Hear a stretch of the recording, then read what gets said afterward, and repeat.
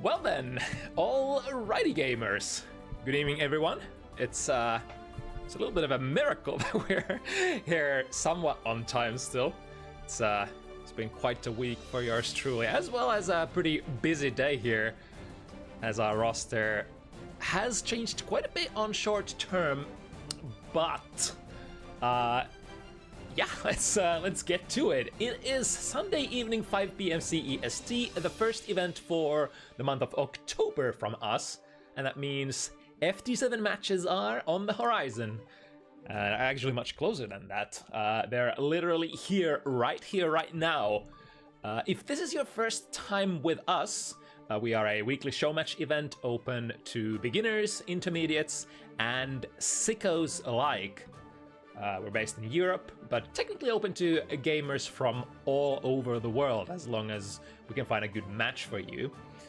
And tonight, the name of the game is once again Guilty Gear Strive Gaming in the first to 7 wins format.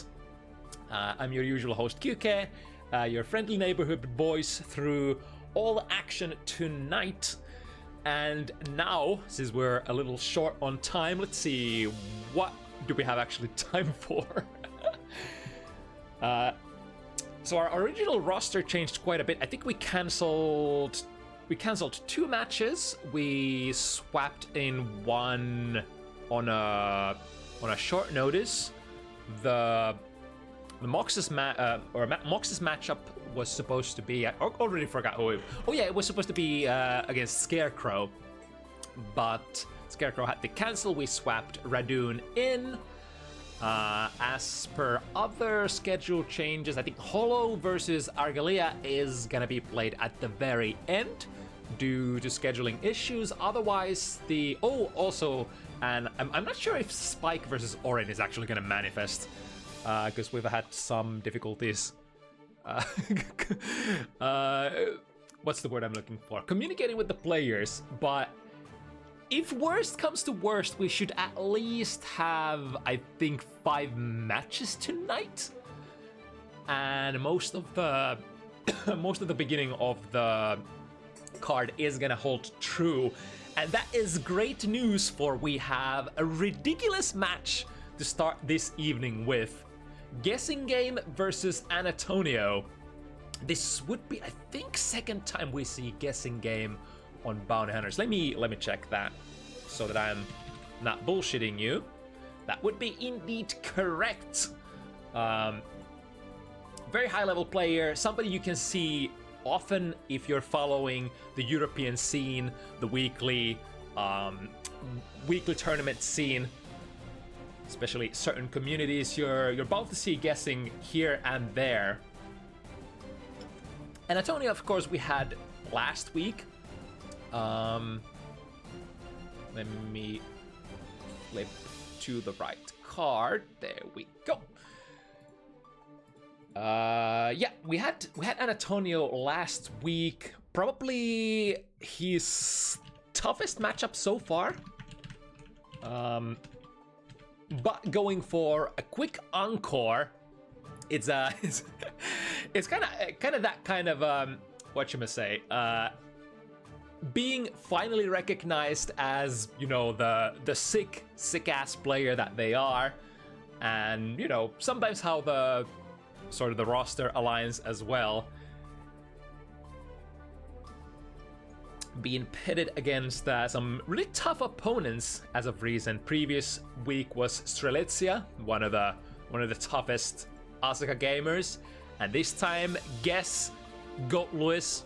We certainly don't have historically shortage of Goat Lewis players in this region, or actually never, like nowhere in the world. I think this character is and has been pretty well represented overall, and still in a pretty decent position, even though White Wild Assault has been nerfed once or twice already. Let me give the players a call.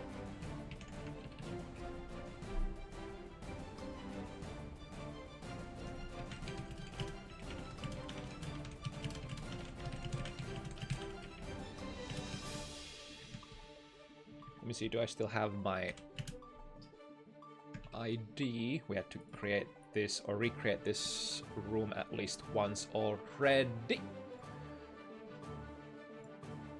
Yeah, this week's roster was also really difficult to put together because most of the players had some sort of scheduling or specific timings for when they wanted to play. Guess was also one of those. Absolutely needed an early match in order to make it. And of course we are very happy to oblige. Love to see high caliber players like this in our humble little events, even though it's not a double elimination bracket, even though there is no money on the line. It's a very different kind of experience.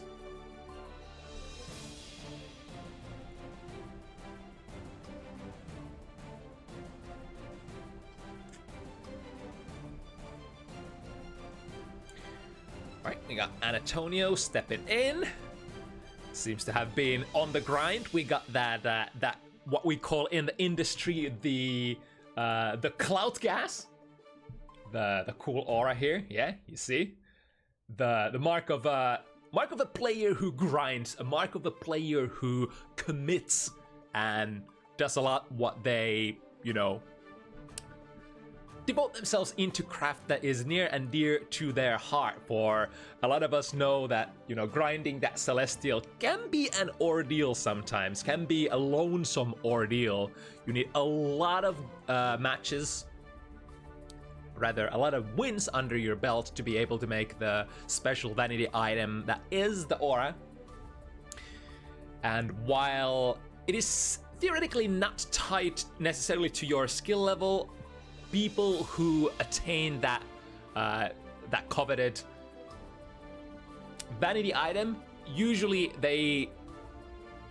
Let's put it like this. The old saying goes, you play the game a lot, you get good at the game. So, through the merit of having played the game a lot previous month, will probably put you in a pretty decent condition at the current. But we have both our players in the lobby ready to go. So we are ready to... Oops. Wrong buttons. Let's see. This button. There we go. All right. A little bit of scuff, but we're ready to kick it off. Annatonio, guess, in probably the highest skill level game of tonight, right off the bat. We got, of course, Giovanna, extremely fast character, good at whiff punishing. So a character such as Goat Lewis, who has pretty slow recoveries on his buttons, has to be very, very careful when to swing. But it ends up being Guess who gets the whiff punish right from the get-go. Of course, that close round start distance is going to put you at a very optimal optimal spacing to take a little walk back, and if your opponent swings instantly, then you can of course get the whiff punish. But Annatonio with the wall break here. Yeah, still holding on to all of those resources, FD as far as you can. However, Giovanna is particularly good at sticking onto you. Has to respect the drone though. Since the drone was employed from basically the other side of the screen, can actually backdash quite a bit and, you know, get away from it before it reaches you. Uh-oh! A little bit of spaghetti there from Guess. Wasn't able to get the soft knockdown through the wall. Annatonio takes immediately into the air super. Still being into this game, Guess can only take one more hit. Very close to getting knocked down as well. There is... Oh, nice. Able to secure the round. There is that extra feature when I think... Is it when Gio goes into the 100 meter mode or the 50 meter mode when she starts doing chip damage with her normals as well? Is it just 100? Alright, once again, the empowered spiral arrow causing the guard crush and making that usual strike throw extremely potent. Remember, you out of that guard crush, you won't be able to buffer your moves, and you won't be able to get any sort of auto guard, so you have to be holding down back to protect yourself successfully. Starting the round here with White Wild Assault, spending that 50 out of the 100. The combo pad a little scuff there. 6 heavy ends up uncomboing. And Annatonio once again into the guard crush. Good to get that from any sort of situation that you can. There's a little bit of a knowledge check when you can set the fully empowered spiral arrow. I forgot which knockdowns are the ones that you can get it off. But we'll see if that comes into play during this set once again. And Annatonio giving a lot of spacing away, respecting the drone. Get the bait on the burst there as well, but that was gold, so no punish available. Let's see, this time Annatonio goes in though. Plays really well into it. The 2 previous times, Annatonio chose to back off completely. Oh, are we getting a disconnection though?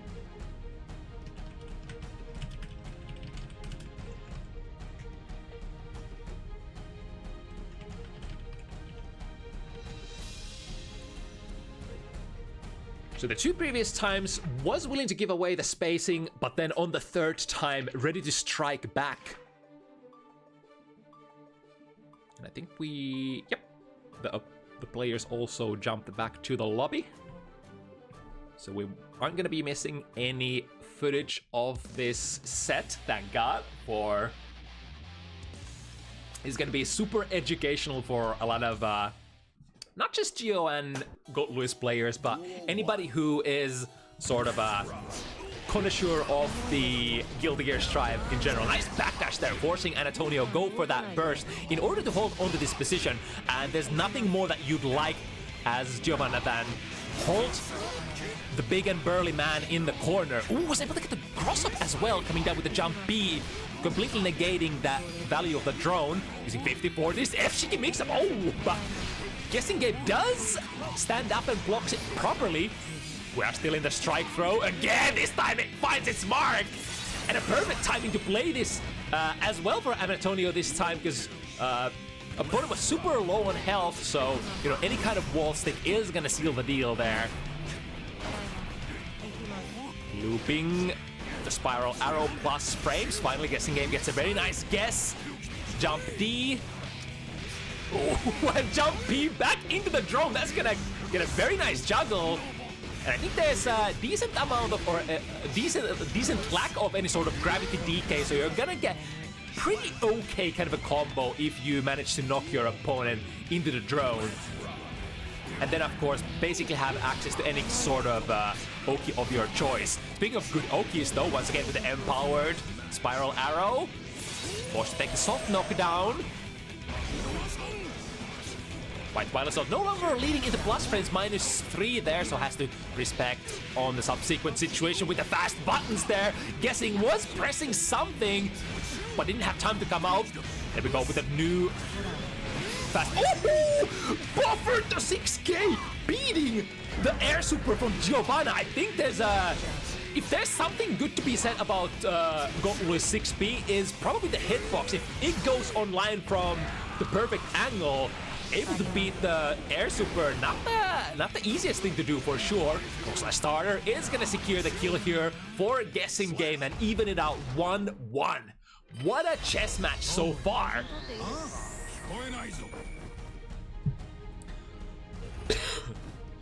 Going down to the wire here on game number 2. Both players testing the waters, trying to, ooh, okay. Round start, micro dash 5k, straight into a 5k if the opponent does not react. Can always keep pressing more. And as a Gold Lewis player, it's sometimes can be hard to justify reacting to some of those whiffs because you are slightly slower. Ooh, there's a big Sodeka counter hit from 5 heavy. That was like, what, 3-4 hits, and Guess already has most of their life flowing away. Juggle, this is certainly gonna equalize the situation. The advantage for Annatonio here is the massive amount of tension that he's been able to build. Gets hit by the jump D though, and that's gonna seal the deal. Massive damage coming in from Gold Lewis, one of the hardest hitting characters in the game. Like, I don't think there are any light hitting, you know, starters for Gold Lewis, other than maybe like 2P. How much does Gold Lewis get from 2Ps? I think that's even decently relevant damage. Up to the left, right. Trying to perhaps go for the gold burst, getting a blue for their troubles. And big respect on the drone. White Wild Assault meeting them, and then the cross up, making sure putting 50 meter into it. A little bit of a combo miss, but still able to maintain the superior positioning here. The high jump, instant air dash. Annatonio able to get out of the corner though, and here we go, conversion with the drops it before getting to the wall break. I think that was that must have been a conscious choice from Annatonio, right? If you go for the full sequence, it's not gonna kill, and it was not gonna build into the 50 meter either. So pretty good choice there in terms of the routing, I want to say. Finds the low out of the guard crush. Ooh, coming down with the Behemoth Typhoon, defending their airspace, guessing, pushing. Annatonio towards the corner, catches the backdash, and then jump slash, preventing Annatonio from getting out of the corner. Is that gonna be a kill? Misses the input on the super, so Annatonio still has a chance. Lots of resources, however, the round start 2k from the soft knockdown. That was not only a call out on a step dash from Annatonio, but also if Annatonio chose to drift forward with BRC, which is a relatively common sequence, it's gonna meet with the opponent's K button and probably force you to block as well. Alright, still wanting to play this round. Annatonio a little low on resources. 25 to go for the first bar of tension, finding a very small frame trap. And then the spiral arrow cancel doesn't quite connect. This is tough. Yeah, I think this was probably a checkmate there. As we all know, the massive chip damage from Godluis would have probably sealed the deal, forced Annatonio to use FD, and just not able to get into the first 50 meter of the round at all. With the Kara Dash Behemoths, trying to keep himself as close to the opponent as possible. But now Annatonio's time to push it. Minus frames from the up dog, however, the backdash is always an option here for RPS. Able to backdash out this time. Trying to jump scare with the White Wild Assault, but as long as it lands on block, Giovanna is gonna be good. Lots of meter here. We're certainly breaking with the super. Gonna go down to 50, which still maintains half state right for that, whatchamacallit. Or wait, does the unique state activate still for Giovanna if you have 50? I think it still activates, but it's a little weaker than this fully empowered state when she basically turns green. It's a safe jump, but with the 100 meter, we can still make it safe on this side as well. Behemoth Typhoon comes active before the 5 heavy from Gio.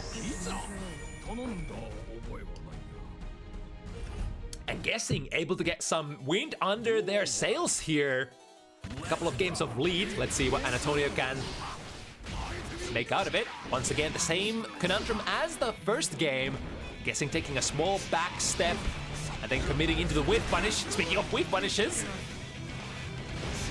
Ooh, Annatonio this time trying to get over the drone, but Guess had the right guess. Ooh, that's kind of cool. So you can use the blue RC like so. If your opponent goes for a very fast button, you can probably get an opportunity to whiff punish them still, as their frames are going to be slowed. First hit of the 6 heavy, but not the full sequence here. Alright, the good air buttons trademark coming online. This will corner carry into not quite the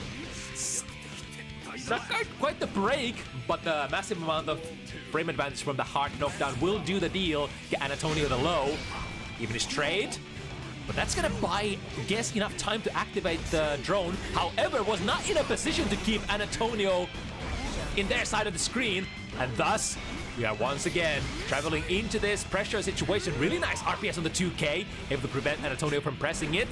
Minus frames. Okay, there we go again. That's exactly what Annatonio was looking for the first time. If they try to press a button that is very slow on recover, I mean, even a button that is very fast on recovery, such as like B or K buttons, you can see Annatonio gets the whiff punish with the use of the blue RC.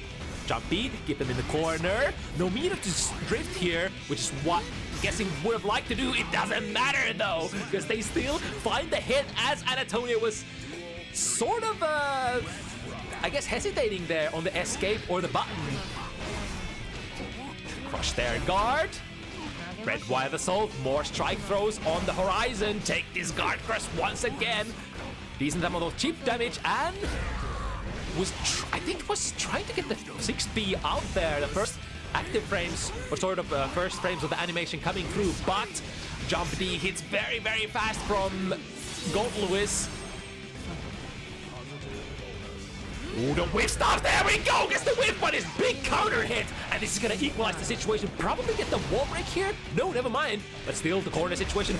The far slash, able to reach from that distance. Guessing Game has so many resources. Which one are we going to see? YRC is an option. Blue Burst is an option. Deflect Shield is an option. We go into... Try to make the White Wild Assault very plus by RCing. Still 50-50. What a whip punish into... Crush and a strike throw. Annatonio able to not give away the round and most importantly stay on the tail of Guessing Game, not letting them run away with the lead. Whew. Yeah, making those whip punishes happen at the very end of the round when that was a very clean whip punish, backdash out of the Hail Mary. Or rather the, the Haymaker, the biggest, slowest startup for Goat Lewis of the Behemoth Typhoons. Nice, Global Slash catches the backdash. Scoring into big reward. Here we go, once again, one hit. Safe jump is available, I think. Doesn't go, or wait, does Gio have a safe jump on? I'm not actually sure, I think should have, right? To the other side. With the insurance on it, the drone. There we go, there the Haymaker. This time, doesn't connect though on the neutral jump of Annatonio. Must have been just a couple of pixels away from grounding Annatonio back onto the floor. Stray hit, not fully charged Wild Assault, so will only score a knockdown to the other side. Here comes the Fat Milia mix-ups. And has the 50 meter to make this hard knockdown work. Looking good for Guess here. Annatonio is holding onto the blue burst. We're starting with the safest thing. Force Annatonio into the corner. Last chance to play it, but the jump scare once again. After the burst, you usually wouldn't like to hang back, especially since Annatonio was basically in the corner. You have to dash forward, try to take that real estate away to not get cornered again, and to avoid that that dangerous guard crush and chip damage situation from Gold Lewis. But it's tough when your opponent just meets you with a White Wild Assault. It is still invulnerable starting from frame 9 after all. But a very quick start here from Annatonio. Soft knockdown and positive bonus. Tries to whip punish.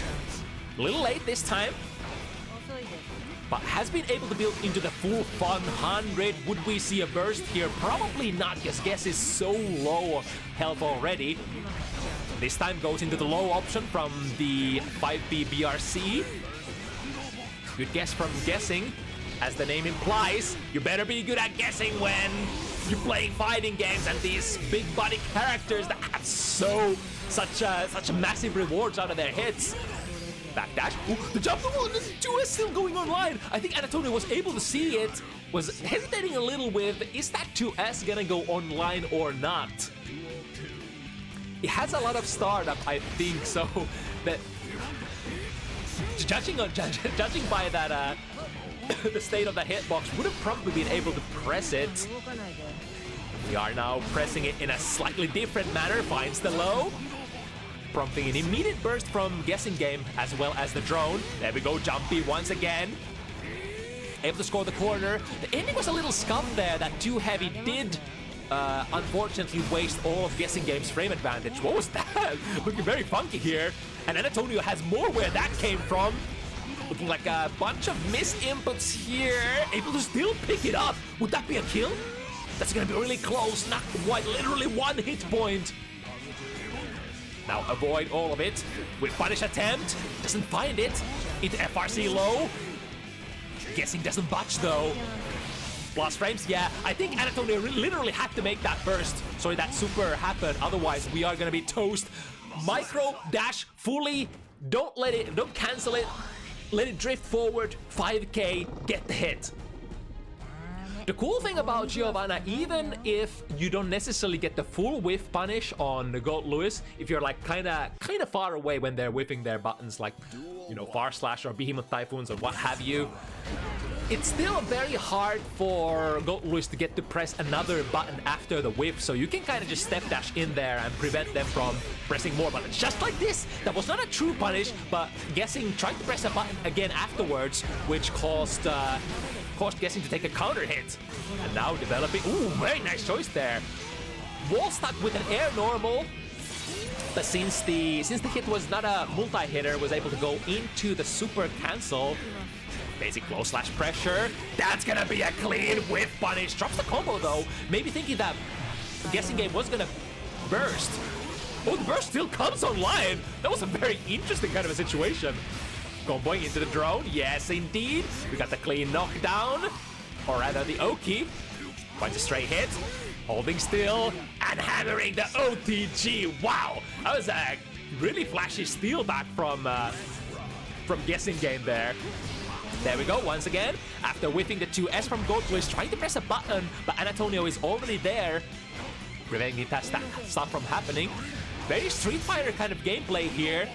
Boxing in the corner, trying to play the spacing traps. Ooh, very clean. Neutral jump B. I don't think I've seen jump B so much. Oh, well, that's a big haymaker. Do we get that? Is it gonna connect? No churn, so the fastest possible super is still relatively fast, able to dash in from basically half screen away and still make that super connect on the wall stuck opponent. Ooh, has a really good showcase of how a single stray hit, single stray Behemoth Typhoon, the big bounce, making basically a 50% health bar plus combo happen. Attempting a whiff punish again. There we go. The step dash 5k gets there. Lands the hit. Oh, for a second there I thought that combo whiffed, but Annatonio still had it. Very nice timing on the burst though. Forces Annatonio's super to go wasted. Super PRC! Getting value out of it. Plus frames from Annatonio. Get the throw. What next? Going to empowered spiral arrow once again. And another one. There we go! Backdash BRC! Beautiful! All the characters who have an airborne backdash have an access to that mix-up. So we have just a couple of characters such as like Sin or Asuka who can't do that, but most can, and I think Giovanna is probably one of the coolest characters for that tech. Big counter hit 2D into. Yep, since wall doesn't have too much damage yet, we are fully cashing out 70% health. That's with a lot of risk as well. Finds the close slash, that should be a kill. Annatonio is sticking to Guessing Game. It's like Guessing has had, ever since the first 2 rounds, Guessing has had a little bit of a lead, but not by too much. There is still a lot of room for Annatonio to make a last-minute sprint here. But I think the next couple of games are gonna be the crucial ones to decide the destiny. Step dashes straight into the Behemoth Typhoon. The second one being a little bit more careful. Guard crush into the premium strike throw. Keep it going. Step dash, glow slash. Look at the risk meter! Drifting over the 2k once again. That jumpy would have been quite a big hit, I assume, with that amount of risk. And some of the risk is still lingering there. Not completely cleared by Guessing Game. However, now pressing the offense, able to return back to the neutral. Ooh, very late FRC a la Kai Kisk. Delaying that FRC after a move that is slightly minus, or, you know, a move such as like direct late or stun dipper or the up. Ooh, interesting. Going for a heart rate here. It's gonna be punished big time by Guessing Game. Miss input or perhaps a heart rate. We shall never know. But that round nonetheless will go for Guess. Attempt at the whip punish there on the landing. Doesn't quite find it. Finds a slightly unclean hit there. into the guard crush. Spiral arrow once again. Big counter hit. Here we go. I guess he's a little far away from the burst. Could still burst. Was probably hoping that Annatonio would be burst towards the corner, but unfortunately the burst will take Annatonio towards mid-screen instead. Still, anybody's game to make. However, that hit is gonna hit hard! And Annatonio not even close to getting the burst yet. Hammering away, FD, nice backdash. That's the other option. If you don't have a meterless DP or a super, you can always FD them away and then try to backdash. And this super is gonna take it. One round for each player, and now super important round here. Annatonio goes into it with a little bit of an advantage here in terms of risk. Oh, this time the red wild assault finds its mark properly, but the follow-up combo a little not there. Guessing game, finding a couple of stray hits, but nothing that sets up the shot perfectly. I mean, is that gonna be it? Very close. There we go. Indeed. It was literally like one scrambly hit, two scrambly hits, or I didn't do too much damage for guessing game, but that will put opponent in the corner, and out of the third scrambly hit is able to get the wall stick and convert into the super. That's very Guilty Gear Strive-ish kind of round there. Like who needs the clean setups when your character is so good at corner carrying and dealing decent amount of damage initially from their hits. Trying to swing a 6P here, guess. However, that time Annatonio was going low. Ooh, how are we gonna deal with this? Still able to pick it up, but the combo was a little awkward position-wise. Finds the low once again from the guard crush. Remember, if you don't low block, there is no other way. Ooh, nice backdash again. Annatonio has had those backdashes really on point, and I think Giovanna is one of the better backdashers in the game as well. There we go. Just with the pressure. Bulldogging in. Very, very hard to commit. Like, sometimes hard to justify committing into those pokes, even though you have that extremely nice long-reaching 2K now as of some of the recent patch changes, with which you can swing with. I believe, is it 6-framer or 7-framer? I think 7-framer, right? Might be wrong. But a really nice Abare button for like mid-range Abares nonetheless. A button that Goldlewis has been missing for a long time. Ooh, even the deflect shield doesn't really get enough pushback. Does push Annatonio quite far away, but then the step dash in immediately, and Goldlewis just, I guess, doesn't have a fast enough button there to interrupt necessarily, unless you're, are you going to commit to a button like 2P or 2K from that distance after a deflect shield? Alright, nice timing here for Annatonio. Intercepts the landing after the jump D. Trying to get the whiff punish on that behemoth. Not quite there. Big counter hit, immediate burst from guessing. Okay, takes the hit on the way in. Alright, able to push far enough away, but boxing situation, misses with the step dash 5K, and now, because we had that 50 meter, we can drift forward the basic Goldlewis stuff, and just like that, we have arrived at first set point position for guessing game. Big hit though. Frame trap into the empowered spiral arrow. Ooh, had way too much plus frames there. Went for the throw a little too early. That's the first world problems when you have tools that produce so many plus frames. I mean, Giovanna with the spiral arrow, especially out of the guard crush, as well as close slash, that is +3. Very rare to have that in Guilty Gear Strive. I think only Mr. Bad Guy Giovanna and then Potemkin have, and maybe one more that have a close slash that is more advantageful than just +1. Good whiff punish there. However, the Behemoth Typhoon doesn't quite connect, doesn't quite combo. Whoa! Into a DP. And that ends up being a very massive starter here for Annatonio. Annatonio absolutely needs this to stay alive. 2P into a knockdown to the other side. It doesn't jump head, doesn't connect cleanly, but we are still in the perfect mauling position. Finds a stray hit. This is dangerous. Any hit could be it. Annatonio, where does it come from? 2K! Doesn't commit! Doesn't connect! The hit doesn't connect! Annatonio found the hit, but it does not connect. The spacing Unfortunate. Was that 2K? Is 2K to 2D or what did I see? Damn.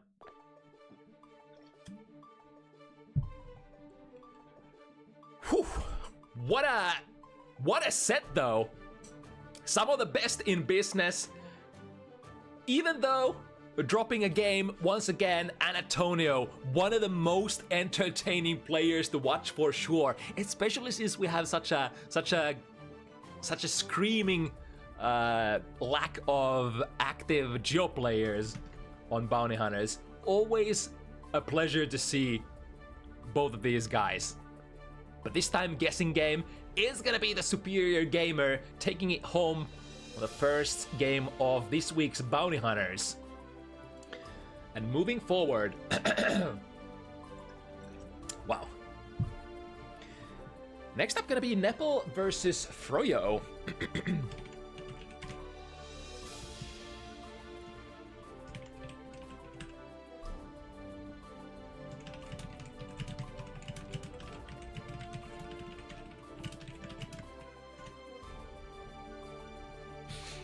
So Slayer versus Eno, big hard-hitting boy versus the character who just wants to knock you down and mix you up.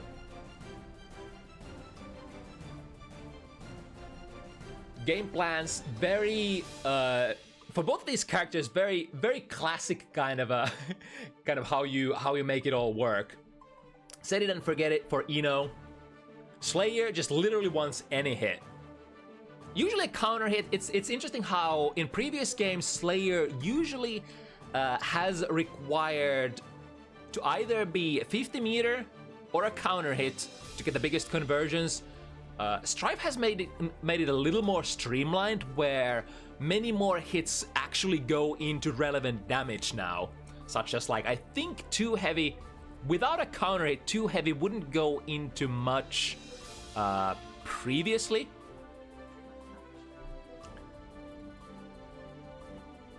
Of course, like the counter hits are gonna be those big opportunities for you to go to your optimal pile bunker loops without having to spend any meter.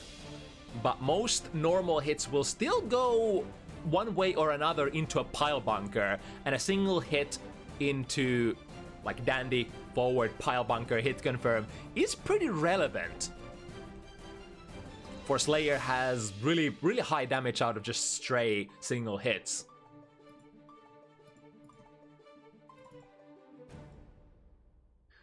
So the tail of the tape is certainly gonna be, how does Froyo manage to avoid getting that hit herself instead, and then blendering it down.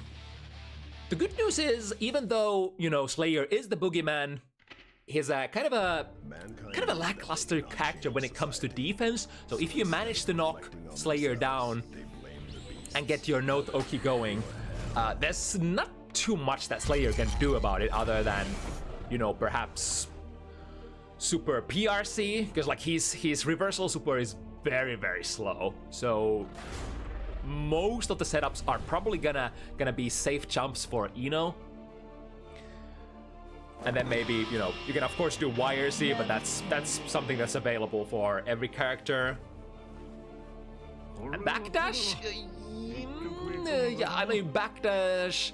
I think depending on who you're playing against and how their setups work, backdash into Hand of Doom can be a thing, but it's a little niche kind of an option, and you know, a lot of Slayer players don't really fuck with that stuff very much. Right, out in the sky into lots of plus frames. And here we go with peddling the far slashes, trying to find the hits. Too Heavy is one of those moves that you... Oh! I was about to say, Too Heavy is one of those moves that you gotta keep your eyes out for. But Master's Hammer is definitely another one. This is gonna completely whip... Oh, however, the hitbox reaches from backwards, and since Nepal was just coming down from a jump, not able to get the close slash there out in time, doesn't end up making too much of a difference, because Froyo wasn't able to push the offense here. So that round is gonna go for Nepal. Started with the Too Heavy. That's a very common, very Slayer-like block string. Start with Too Heavy. If that doesn't hit, go into Master's Hammer. Lots of plus frames. lots of risk build. Mix them up, and suddenly, boom, their life bar is just melted there. Froyo is able to get the hit here. Red White Assault is going to take it to the corner.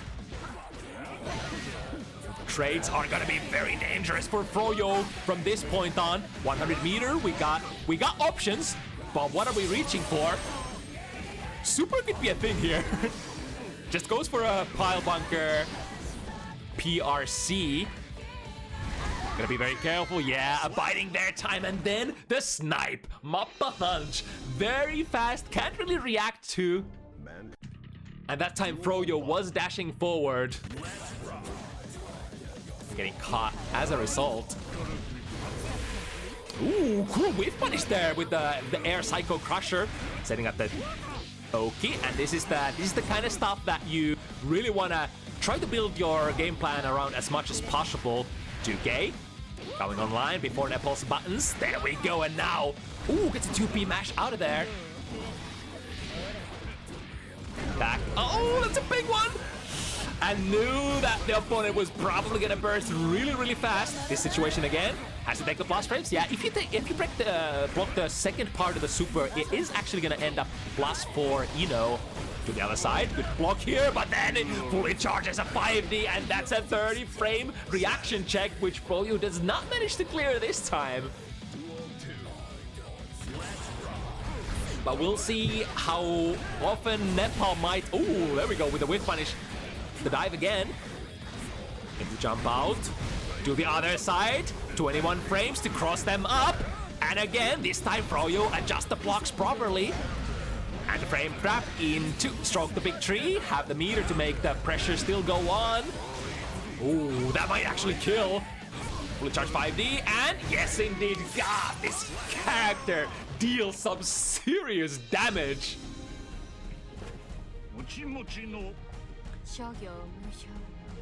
And like, it almost does not matter if you have the 50 meter to adjust into your biggest damage combos. If you're really good at routing, if you're good at that optimal BMB pile bunker loop, almost any hit is gonna RC into similar-ish combo that is kind of, as far as I understand, fairly consistent as well.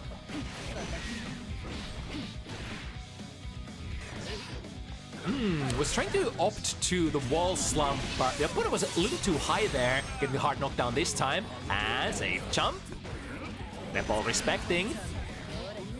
And into the low. Yep, there we go. That's the kind of gameplay that we want to see from Eno. Big counter hit. We see the burst very early once again. Oh, that's so tricky. The sort of Mappa Hunch that doesn't quite land on block, but just ends up transporting Slayer right in front of your face. Very hard to react to because there's very, very few recovery frames on that Mappa Hunch. Back to the neutral. Swinging a 5K, swinging more. Swinging a good trade here.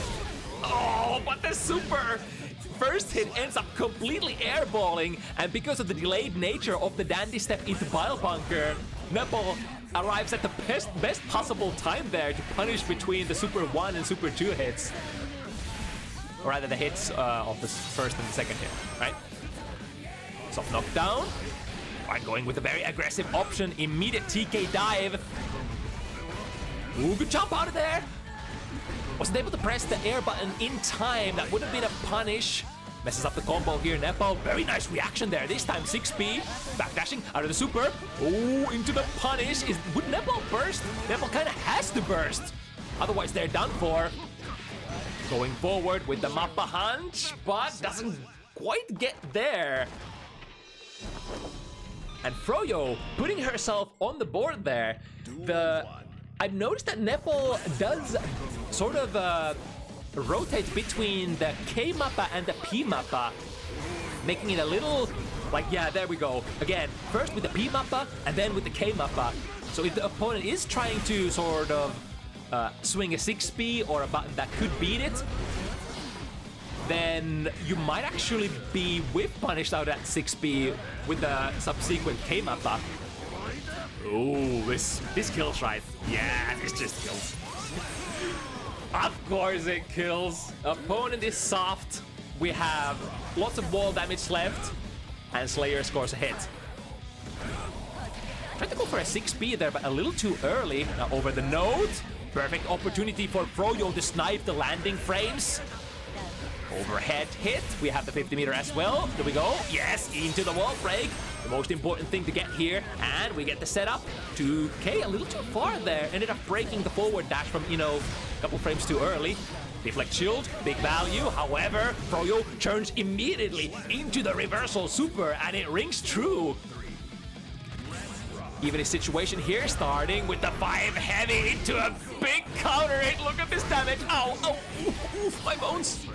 Into sort of a, I think it was a burst bait there at the end of the combo. Yeah, there we go. And again, it kind of was destined to come out sooner or later. I think Nepal was kind of searching initially the burst bait on the OTG or like the Oki situation. But then the lower your health runs, the easier it is to predict when exactly the burst should come out. Deflect shield initially pushing Froyo away from the mix-up situation. Still in there though. With 50 meter as well. Would be RC. Yes, indeed. Keep the pressure alive. Oh, naughty, naughty. Nepal tried to go for a 2P. About it there. Not going active fast enough though. Frame trap being tight enough. Now Slayer time though, perhaps. Oh, again with the P Mappa that doesn't quite get there. Parks himself right in front of Froyo's face. Oh, okay, interesting. Did a jump D there? That's... It looked like a jump D that Nepal was trying to whiff punish or trying to catch Froyo after that RC situation. Could have been a miss on an air throw, to be honest. Plus frames, just walking forward into a throw. Both players ready to queue up that throw.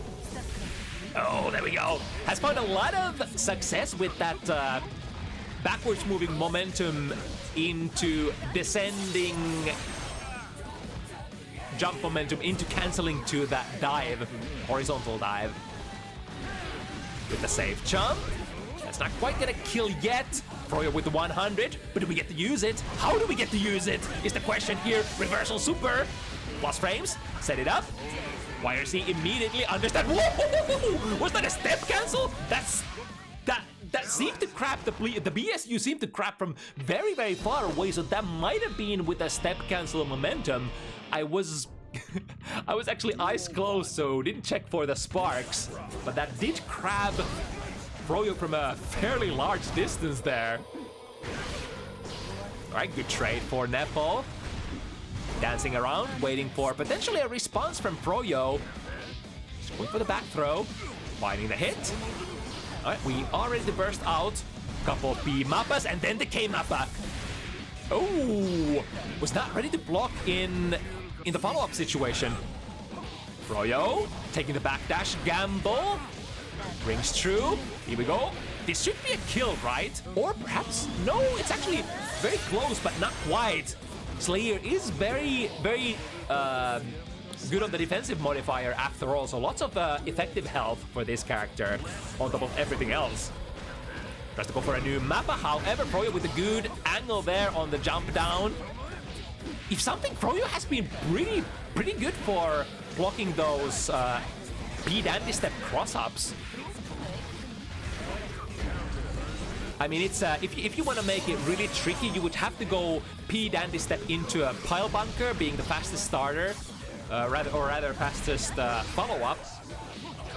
So something like P-Dandy step through into an it slate or bump ahead would be kind of slow to start up and very feasible to react to. Oh, the tap 5D, I like that. Recognizes that the opponent is so low that we don't need the 50 meter. Did have the 50 meter though to follow up in case that doesn't find its mark. So 3 games apiece here. Froyo diving under. Remember that one of the downsides of Mappa Hunch, as powerful as it is that it's fairly easy to low profile under. So I imagine Stroke the Big Tree is one of its mortal enemies at neutral, perhaps. Alright, we got the 50. Get the hard knockdown. The setup, which loves what she's doing. This time into a throw. We have a command throw option here, actually. Does the whip punish come from? Yeah. I think that was not a true punish. However, Nepal did try to press a button after the P Mappa whiff. There we go with the overhead. What's this time? Overhead again. And we'll get this clean note set up from the scramble. The Mappa, K-Mappa, I think was 2- there, so Froyo able to push her offense. Overhead again, it doesn't reach, so this is actually gonna cleave through, right? Bam! Big hit, and now one more hit, tries to go for the 6K. Reaches for that throw, has to burst immediately. That would have been a Dunzo round immediately. 100 for Froyo. What are we gonna go for? Reversal super is option. Just throws instead. It's the RPS. You know, I think Nepo was thinking about the meter on the opponent as well. When you see 100 meter that your opponent is holding, it's gonna be one of those activations in your brain. It's like they're gonna go reversal super and PRC, right? But then Froyo instead just went for the reversal throw as Nepo was trying to save chump.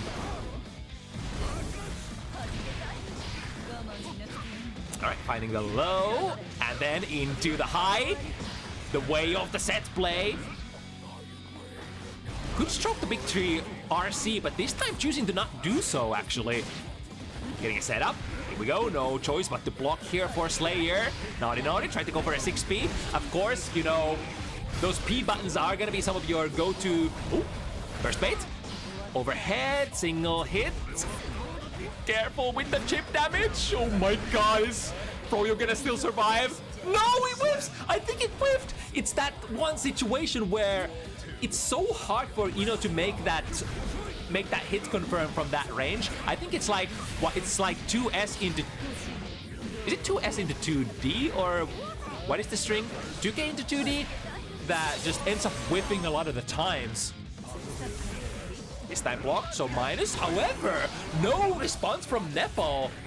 I think most of the dives on the block are gonna basically be free for you to press buttons against. Let's see, do we get the punish? Yeah, with the float dash, we get in there. Overhead hit and down zone deal for this round. Froyo has been able to pick up a lot of steam here. Nepal started with the advantage, but now Froyo potentially opportunity to move into 2 games of elite here. Overhead once again. Get the wall break. It's not even, I think not even the set play on these later rounds. It's more like the control at neutral. Slayer is kind of hard to control, but Froyo has been somehow able to make the best of it. With the safe jump. Ooh, the very aggressive option again. The TK dive. Got the jump off. Oh, it's so late! Very close to the ground.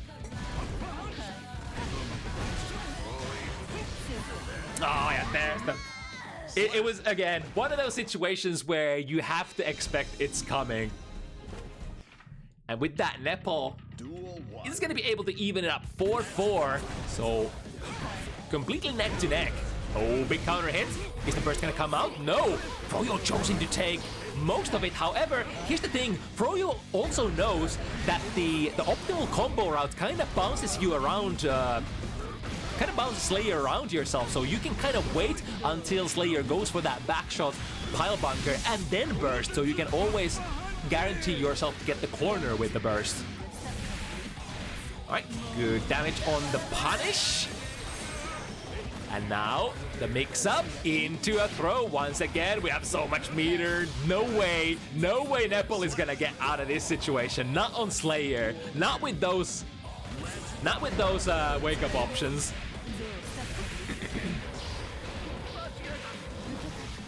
Alright, set it up once again. Just 5K checking.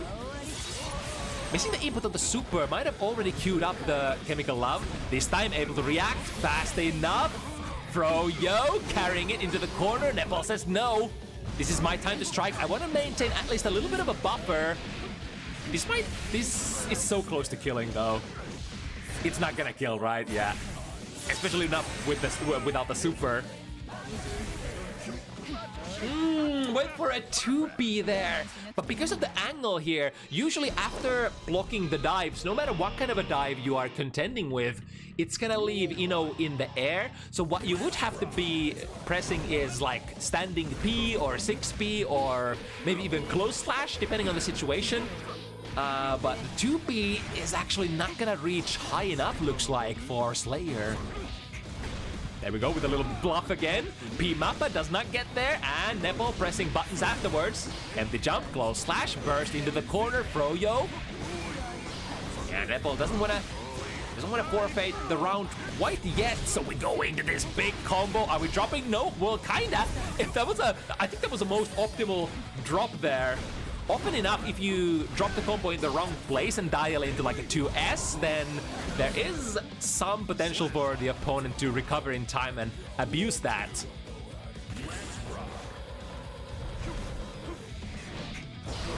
Ooh, the Vampire 5K working as a makeshift anti-air, reaches very far away, but so does this one, Chemical Love. Blazing past each other, plus frames. And then, yeah, true punish came up from that close, -2. Exactly enough frames to get the throw in there. Good knowledge from Froyo, throwing that ball to the other side of the screen. 50 meter, what are we gonna use it for? The double jump out of the safe jump, probably a YRC bait, if I had to guess. Oh, the dive with punishes. Ooh, very, very careful. Into left right. Froyo is just blocking so well these left rights. A little too early on the sucking universe. Gold burst. Would Froyo survive this? Oh, no RC. Oh, the snipe! Tries to go for another one, but too far away. Still drifts in. Close slash. Chip damage is an issue here. And there we go, able to persevere until the It Slate comes out, and that is -3. Both the bump ahead and It Slate, the high and the low options, or high and the low follow-ups of the Dandy Step, will put you at a -3, which Froyo is able to exploit there. Burst towards the corner, going under. Ooh, that's gonna be plus frames. Dash forward into more plus frames out of far slash. That was wait. What did Froyo throw? What did she throw a 6 heavy there? Oh, into the step dash. PSU, that's gonna be the kill. Unless combo drop. This ain't gonna kill either. We get a setup.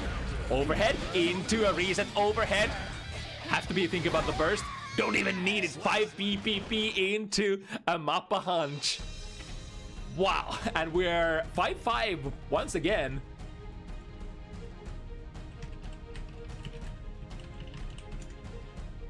Right, we got this issue. Let's see if we can get word to the players before they begin the next round.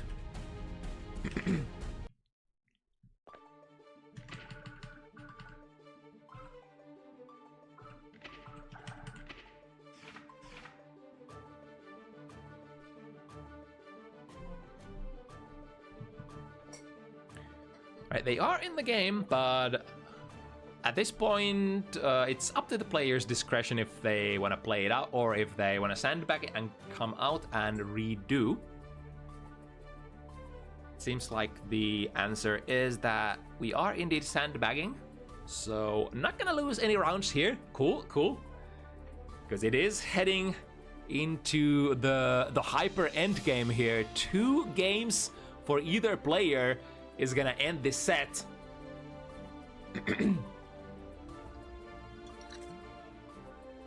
Been quite the nail biter so far.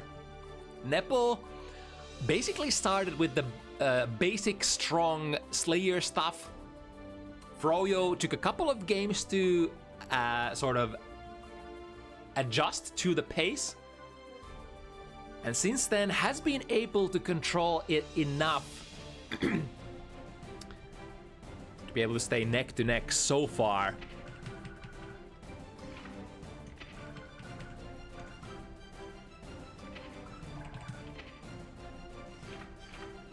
But you know, at this point, anything could happen. For all we know, Nepal could get like a 4 counter hit starters in a row, and it's just over. Has 2 games. So Froyo can't afford to hesitate, can't afford any sort of lapses in judgment here.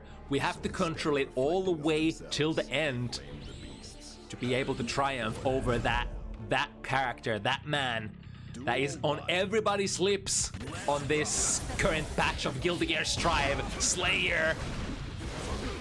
Perhaps the hardest hitting character. Oh, what a shimmy there!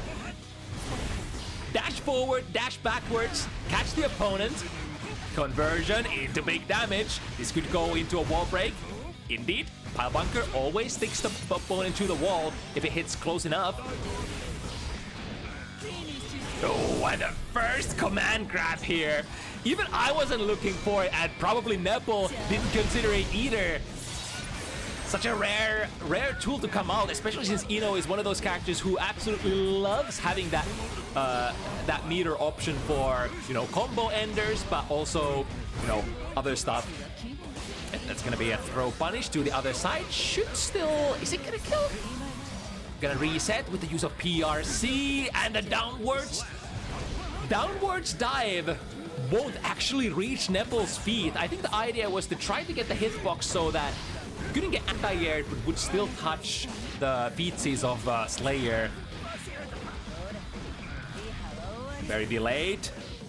Chemical Love into -3. Yep, press buttons. Froyo has been very attentive with that. Finds the low frame trap into, ooh, the bar slash gonna be completely airball, allowing Nepal to get a big hit. However, we still have, oh, super. Oh, it's gonna catch Nepal out of that too heavy. It is not invulnerable. Wait, is it invulnerable? It's not first frame invulnerable, but as soon as you go into the further animation, it's gonna grab you relatively fast, right? No matter what you are gonna be doing. Jump over, oh, but careful. Above comes, or below comes close slash. Momentum burst, trying to keep Froyo in the corner. However, the back throw again. Very respectful option there. Into an empty throw. We got the choose to break the wall. Now what, Nepal? The delay, 2B. However, both players. There's a... looking like a decisive hit initially, but dropping it. We're still not done yet. Sweep them into a soft knockdown. YRC plus 10, but not plus enough to get a full float dash out. Oh, that's gonna be it. Would have had to queue up the burst immediately. Like, that's such a hard point to burst, because like if you burst immediately, then the RC is gonna bait the burst. The opponent is gonna feel the lack of hit between the hits. But if you delay too much, then the opponent is just gonna go into FRC close slash, right, and finish you without, you know, finish you fast. Ooh, no neutral jumps this time. Ooh, still having the reach there and the conversion. Into the set play, YRC is the option. Tried to go for a counter YRC, but there was no hit from Nepal. The respect, the couple of backwalks into a too heavy attempt at fishing for lows, counter hits, and all that kind of jazz. But now, safe jump. Ooh, drifting into, oh, but not able to make it tight enough. Once again, Froyo wishing upon the throw, and the throw delivers.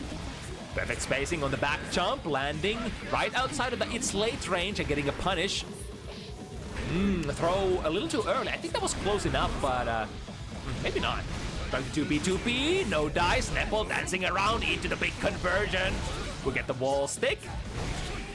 No meter to make. Make it hard knockdown. Froyo still has a little bit of a buffer here. Even if she drops around, we are okay. So in that sense, maybe worth it to take that burst into the last round. But let's see. Could potentially go for red wild assaults as well. Let's see what she's gonna route into. Drops the combo before the wall stick.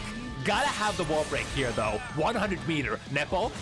Yep, straight into super. Can PRC. opponent into air, goes for a double jump. That was a really nice RPS option there. If you let the normal jump rock, then you're unavoidably gonna probably fall into the close slash of Slayers there. But with the double jump, able to avoid that option, probably able to avoid like if Slayer goes for a very quick air throw as well. Yep, that's gonna be quite minus. Not minus for a hard punish, but the throw is gonna do its job. Nevertheless. Ooh, cool whip punish there. The horizontal dive once again delivering from Froyo. 6P goes under the chemical love. Even-ish trade. Here comes Slayer, however. Reversal super. Froyo spends all of the resources into it. Frame trap with stroke the big tree. Into the corner we go. This should be... Oh, never mind. Maybe opting to not route into the wall break, and the throw is the nail on the coffin just like that. Froyo on set point instead. It was first Nepal on the 6 points, but how the turns have tabled once again to the other side. Froyo blocking successfully. Oh, this time we're using the Master's Hammer. You can use that to cross up in a different way as well. But the back throw has been, no doubt, the most valuable tool for Froyo in defense in this set. Gets the snipe. And here comes the note, trying to snipe Nepal out of the sky as well, but the jump slash, or was it jump heavy? Hitting downwards instead to the other side. Once again, Froyo staying tight on the defense, seeming to block every single cross-up perfectly. 2K. This time the 2K does find its mark, and the throw! There we go. Froyo able to take the set with a command grab. Two times. Once in the middle of the set, and then once to finish the set. Exactly the perfect amount of command grabs to insert into a set. Wow. What a nail biter there. Neither player never having the sort of whatchamacallit, the overwhelming advantage, going back to back, even like flipping positions there in terms of the score at the very end there. I think Nepal had the lead at the start, then it was Froyo, then it was Nepal again, and then it was Froyo, bringing it back just in the nick of time. Wow. All right, what's next? All right, this is the second super high level match of the evening here.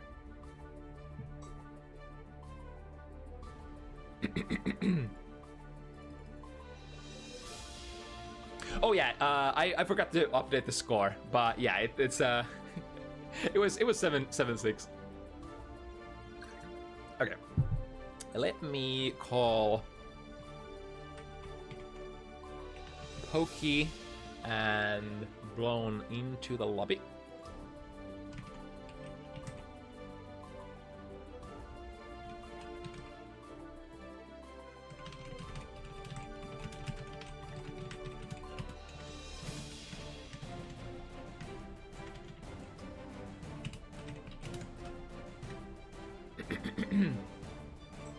All right, very cool match coming up next. Where do we start? So this would be Blown's debut match on Bounty Hunters. A new Sin player, never seen before, at least as far as I know. Not at least on Bounty Hunters. Maybe you've seen Blonejerker here and there when it comes to double elimination brackets in the European region. Pokey has played this matchup quite a bit. They do say that it's a little tricky to maneuver for Sin for a couple of different reasons. 2P from Anji is fairly good at protecting against certain kinds of situation. It's a perfect 5-framer for reaching very high, very far, so can trade in certain hoof cancel situations as well as elk cancel situations. But also, Anji is generally pretty okay against characters who have far-reaching pokes, slow, especially of the slow kind. So it's very easy in this matchup for Sin to hang himself by using that one tool that you would love to use to neutral skip, which is Elk Hunt.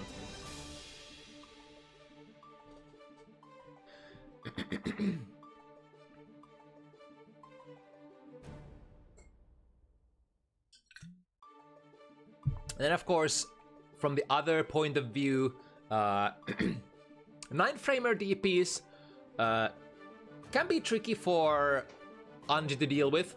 Of course, from your usual special cancel RPS, your Hujins tend to have a lot of gaps. I think the only airtight option that you can play of Hujin is to go into the immediate low follow-up, so go into Nagiha and catch them trying to dial into mash their DP, catch them not pressing down back, aka not blocking.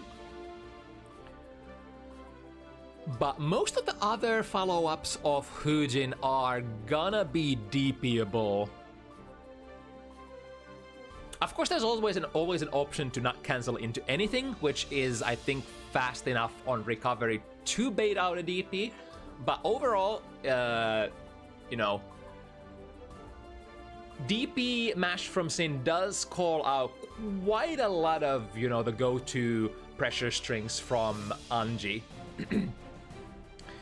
But at the same time, it's like Anji is a character who deals a shit ton of damage when you get a good starter, so he certainly does not have the problem with risk reward. If you can predict when your opponent wants to go for that DP, if you bait that out, then it's a counter hit close slash starter, and you know how much Mr. Mido does damage out of those. Anji, lots of corner carry, lots of damage when the wall hasn't been damaged already.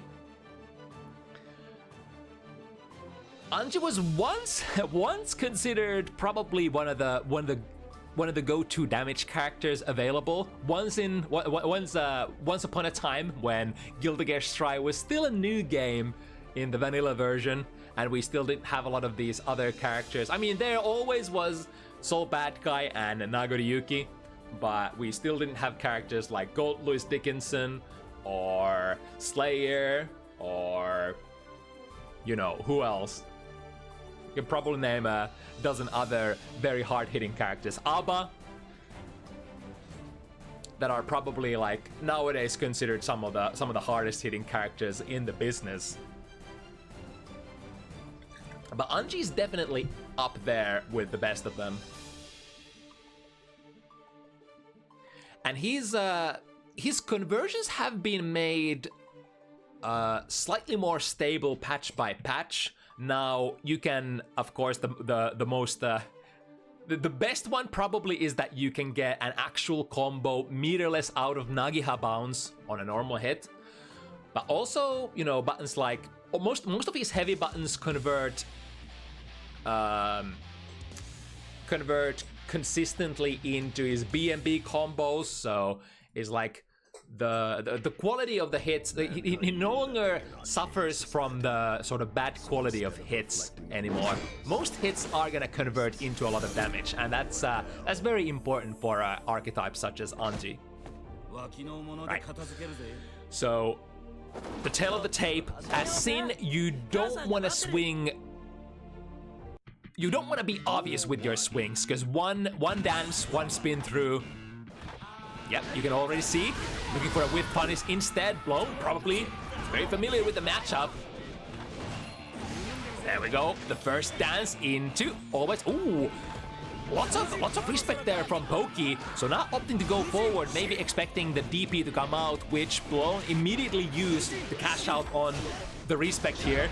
Big bait here. 5v counter hit, doesn't manage to hit confirm properly. Probably was thinking that Blown wanted to go into the burst immediately. However, Blown is still holding on to that. With punish, yeah, that's a great one.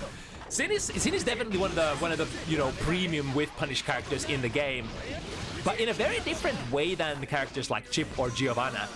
Sin is very far range with his buttons. Like he doesn't have the fastest of buttons, but he has fairly fast buttons for being able to whiff punish from like half screen away.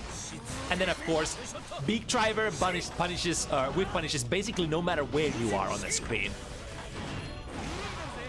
Nice, getting the... Oh, interesting. The butterfly actually going way too forward there, so might have had to manually delay there from Anji's side. 2B, interrupting the sequence. Pokey with the 50 meter. Goes for the overhead RC. This time, 5 heavy gets beaten by Elkhunt. Into Sin pressure. Sin is very good with the pressure, by the way. Kind of lacking on the mix-up departments, but can box you in the corner very effectively. And okay. Midare bouncing blown very far away, low on stamina here. Very go-to option there. When you're low on stamina, try to waste time in order to get the throw, but didn't get the deep dive. ODG tries to go for it, misses it. However,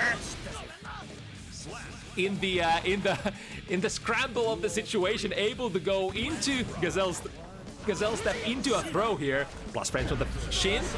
First RPS option for Blown, ends up being a backdash, and there we go. Sin DP is really good against the Shin, because you can catch your opponent with a counter hit in a situation where you can actually combo afterwards if you go into DP follow-up, and then Gazelle step. No slash. No threat there virtually, as long as Anji doesn't have 50 meter on wake up. There's not a whole lot he can do if the reversal parry super is not available. Landed a hit on the airborne Anji there, so was a little too plus there for to go for that early throw.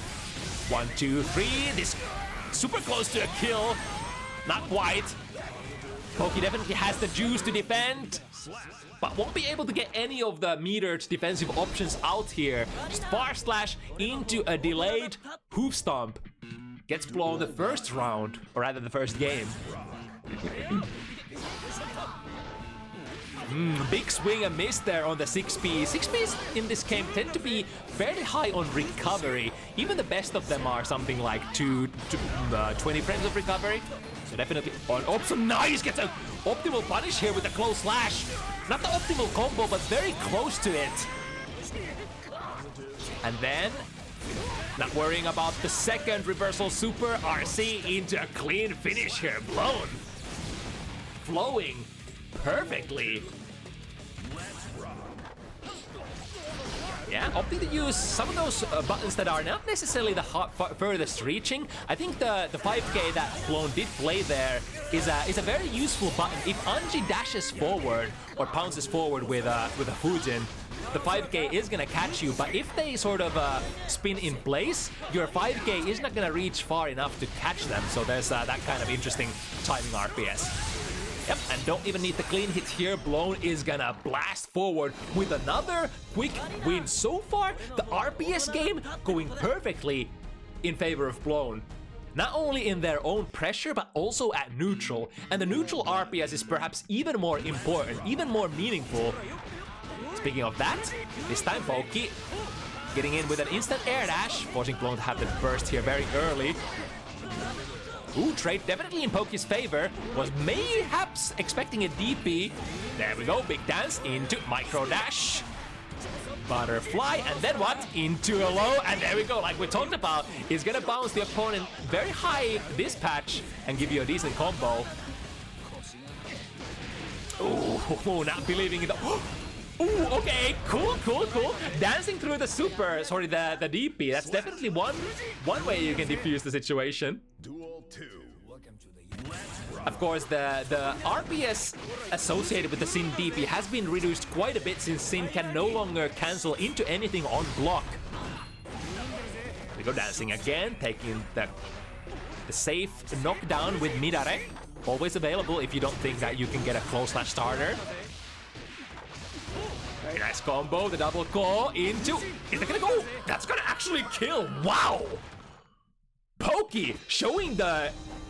Not only the corner carry potential, but I think that was routed in a perfect way where it doesn't stick too early. Trying to DP the plus frames of the Shin. Waiting for their time, not bursting immediately. But here we go, Poki with the second very meaningful hit. Is the air dash out of the corner, but Poki doesn't let Blown get out of there for free. Attacking on the exit sequence. He's very close to building. Oh, never mind. Had the 50 meter already, so that's gonna go into a kill. Was looking at a wrong player's meter there for a second.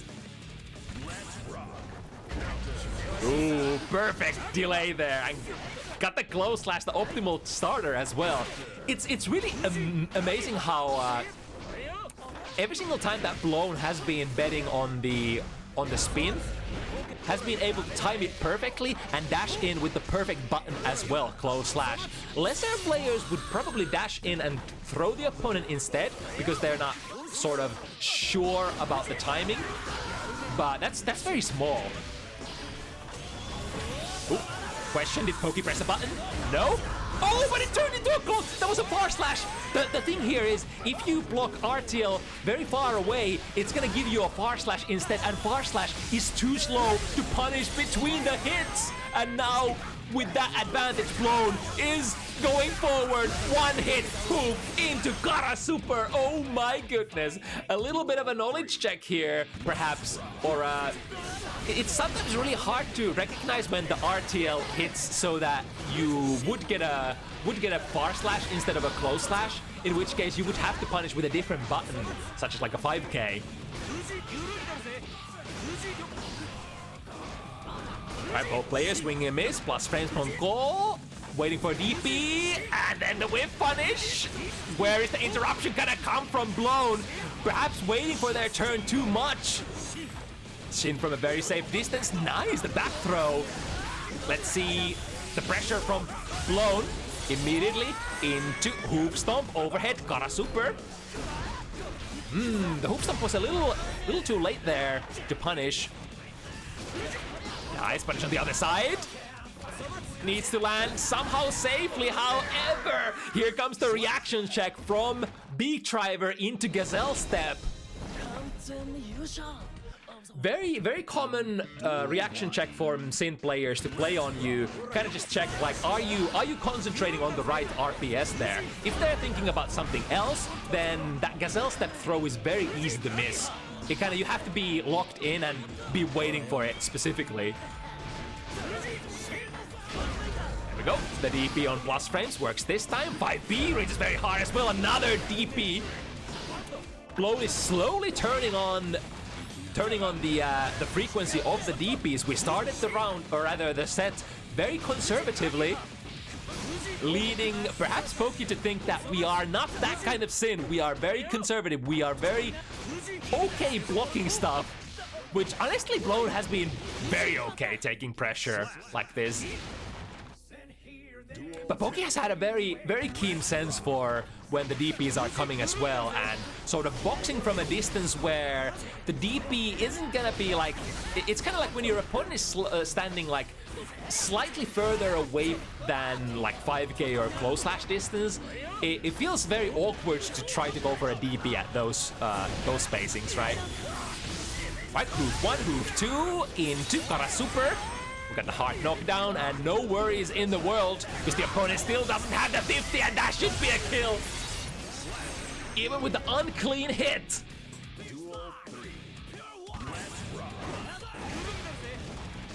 Especially since the Wild Assault nerf, where Wild Assault no longer breaks the wall, Synth players can't no longer go so much for the Hoof RC combos, because like usually you're not gonna have 100 meter to sink into a combo, and you can't... Oh, well, that's a big counter hit!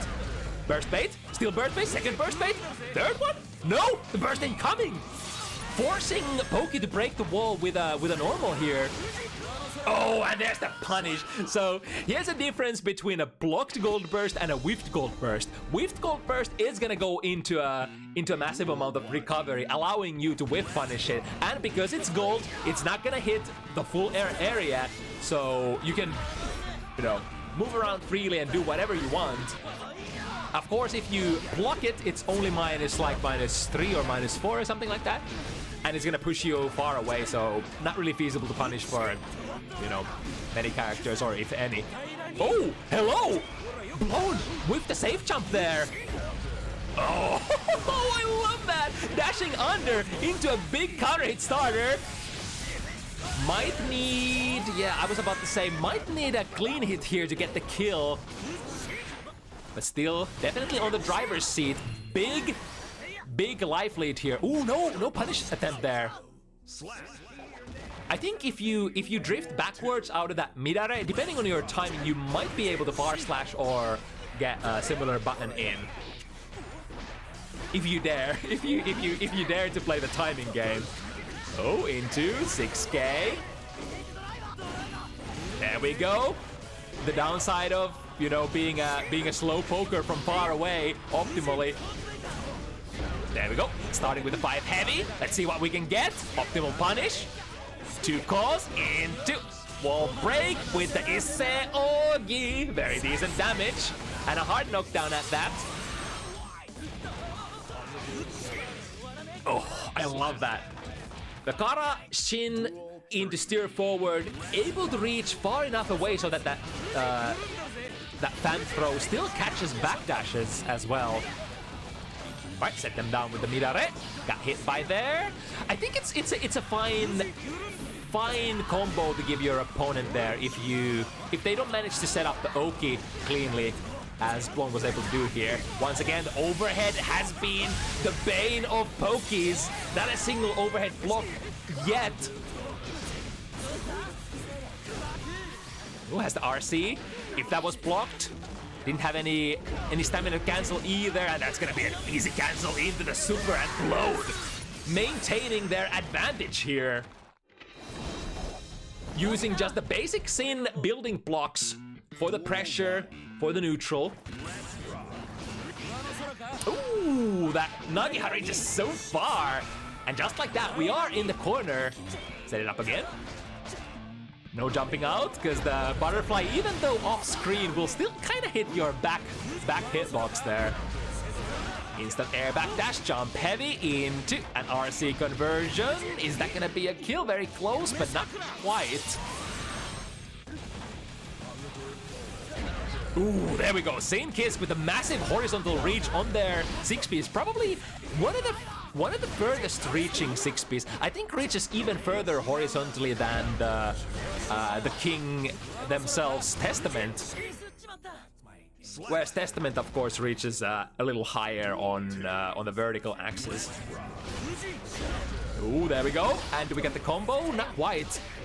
Ooh, but a very nice hit on the 5 heavy there as a frame trap. And now we are that 50 meter, and you know what that means? Kara Super is available. Straight into a hard knockdown. Couple of hits, and we are that 50 meter. There we go, and another super. Kill. That is Sin-Kisk pressure loop. A lot of the combos are not gonna do a lot of damage. That's kind of like the... I think one of the... Not really a downside because you flow so well. But you're completely fine with your combos not doing the highest amount of damage because you always break the wall with a super, and then your pressure is so good, you can lock them in your pressure using stamina, and then you're always gonna have another 50 meter to just end it with Tyrant Barrel, just like this. And now, if Blown gets in, check what happens. Oh, being very respectful here. Perhaps waiting Poke to use meter on the reversal parry. Yeah, not canceling either. The reversal parry is still an option here. Poke. Oh, big counter hit. Very close to a... I love this. Going prematurely into the super to break the wall before Blon gets any opportunities to use the blue burst. And now, are we gonna play this? Gold burst. Oh, because that was a gold burst. That's the RPS. That's the RPS. Again, blue burst would have been amazing here for Blown, but they timed it as a reversal gold burst, so again, it has a very limited range, not gonna reach the whole stage, and that means you are open to whip punishing. Here we go, nice backdash out of the 2S, nice whip punish again, look at that perfect spacing. Oh no! Hello? Are we just all disconnecting? Is it just me? Server? Looks like I didn't drop any frames on the OBS side, so hopefully that is not on my end.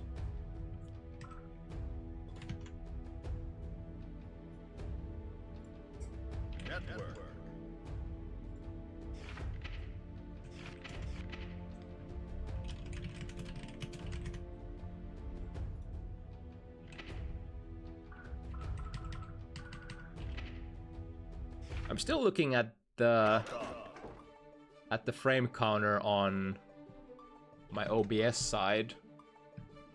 It is telling me that we are maintaining connection to Twitch, but not to Strive servers, it looks like. God, that feels bad. That feels super bad.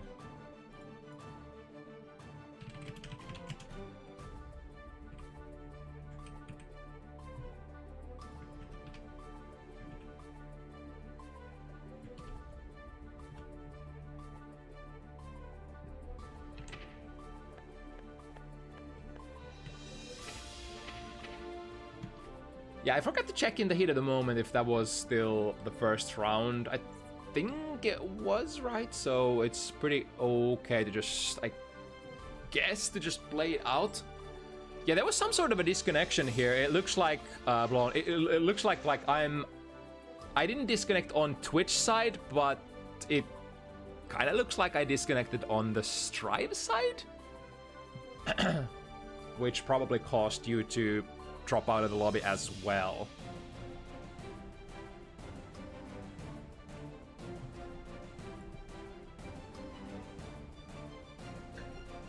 Unfortunate momentum breaker here. Forced icing on both the players.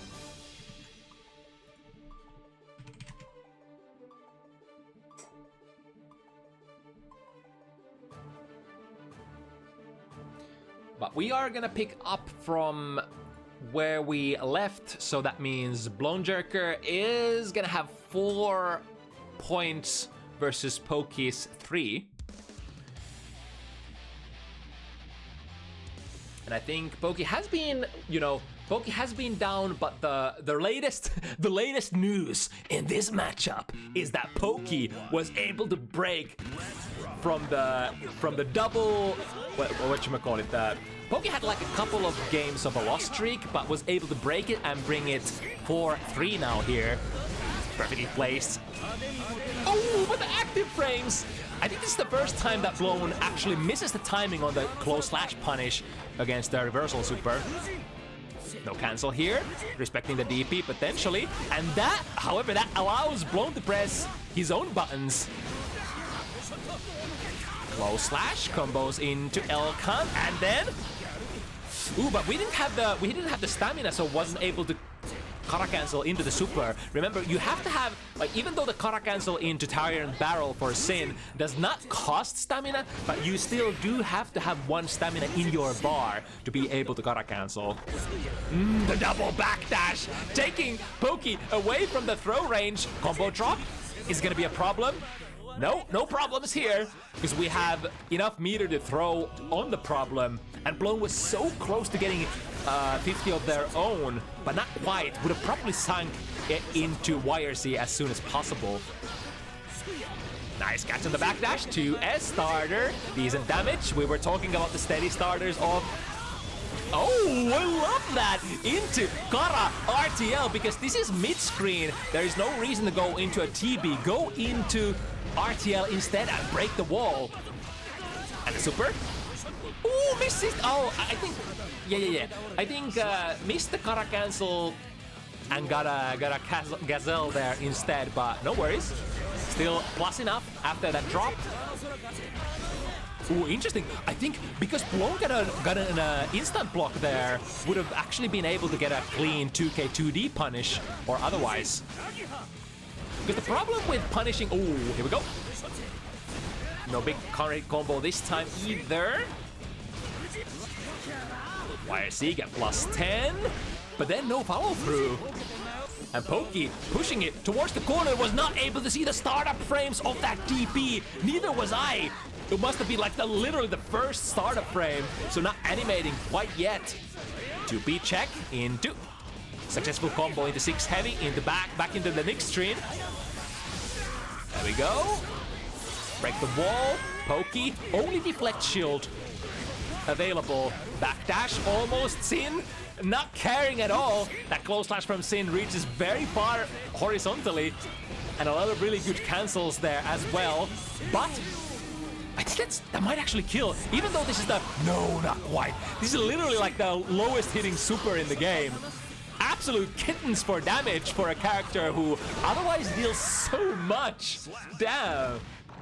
I think the idea for Poki here was literally like cut into the Issei Ogi quick because it should kill, right? It's so close to killing, but then the super just does so little damage. Damn. Nagiha catches backdash, allowing Poki to press it. Here's the DP. I think there was a Nagiha cancel again, but Poki delayed it just a couple too many frames. Of course, you would have to cancel into Nagiha immediately, just like that, if you wanna be DP safe.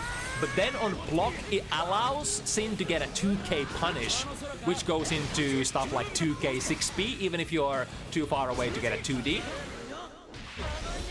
Ooh, nice conversion there, making sure that we get maximum, or that we get the conversion nevertheless, however it hits. Yeah, that's the problem. That's exactly the problem I was thinking about. The 2k 2d does not reach because at, usual distances, the Nagiha spaces you so far away that 2k 2d won't connect. So Sin would usually have a... Wait, does the 2k 6p actually work? Actually, I might actually be wrong. That doesn't connect. I need to go and check it out after this this event. Into super, kill. It's. Oh, never mind. We're gonna RC here, right? No RC. I was thinking that Poki was gonna RC immediately and then go for hits in between the super, the Issei Ogi, which is usually the go-to sort of guts killing sequence there to get maximum amount of hits in. But either way, we got the round still for Poki. Perfect timing there on the 2S was very dangerous as well, because Poki might have been holding on to that spin and catching the active frames. Nagiha again. Did Poki press? No pressing here, and this time we get the close slash. At that distance, no other button could be coming out. Overhead into, yeah, had the 50 meter, can convert, and that kill? Maybe question mark? Yeah, that's a kill. That's an absolute kill. And Poki staying on the tail of Blown here. Ever so close, yet still so far. Far in the sense that if you want to take the driver's seat, you have to take 2 games in a row here. Nice wave punish there. Far slash, and then return with your own far slash. There's just so much RPS here back and forth from both of these characters. I guess there's a little more RPS at neutral than what Sin is usually comfortable with, or how much Sin would like to RPS. But if you accept that the matchup is just a little different, you can just live and die by the RPS just like this. Close slash, yeah. OTG is enough. If you submit yourself, if you understand the game and you play the game, you play Anji's game, it's not too bad for you either as Sin. The frame trap into a big starter, 6k counter hit. We love to see that as Sin players. And then again waiting for the gold burst. I think it's been, for the most part, Poki who has been with punishing the gold bursts, right? But this time, Blonejerker ends up being the one who pulls off the nice maneuvers there. There are a couple of different ways you can go about it. If you're really sure that it's coming, you can go for a hard bait like that, where you're standing so far away that the gold burst just doesn't connect with you. But there are some jump cancel option selects, such as the quotations gold buster, that can get you an air block on the gold burst and then get a punish instead. Ooh, we got the overheads blocked, and then the backdash. That was a really good sequence. Another overhead blocked. Poki is on fire, but still not out of the corner yet. 5D, a little faster than the hoof stomp.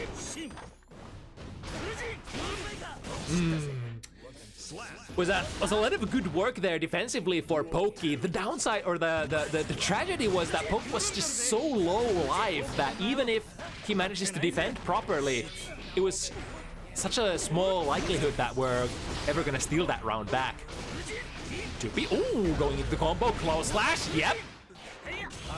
Still not gonna kill. Wall damage is working in Blone's favor here. Oh, there we go. That's the one that I was expecting in the previous situation. This time, with the 100 meter, Poke goes for the cancel in the middle of the super and gets a couple of extra hits in there, guaranteeing the maximum amount of Guts Crush. Got an overhead. Here comes the DP and the punish. Yep. Let's see the max damage. I think the wall wasn't too damaged either, so Poke is gonna pull through with almost a full sequence here. And this will be a really important round for Poke to take here. Yep, DP is baited. And we will go into 5 points for Poke. But again, the same conundrum. We need 2 more games over Blown, who only needs 1. And judging how neck-to-neck the players have gone in this set so far, it's probably gonna be a really tough job to just break the mold, break the status quo, and just take 3 games in a row just like that to finish off the set for Poke. But, you know, we've had crazier miracles happen. Really good conversion there. Counter hit 6P into the optimal. Corner carrying, and then we got the counter corner carry from Sin.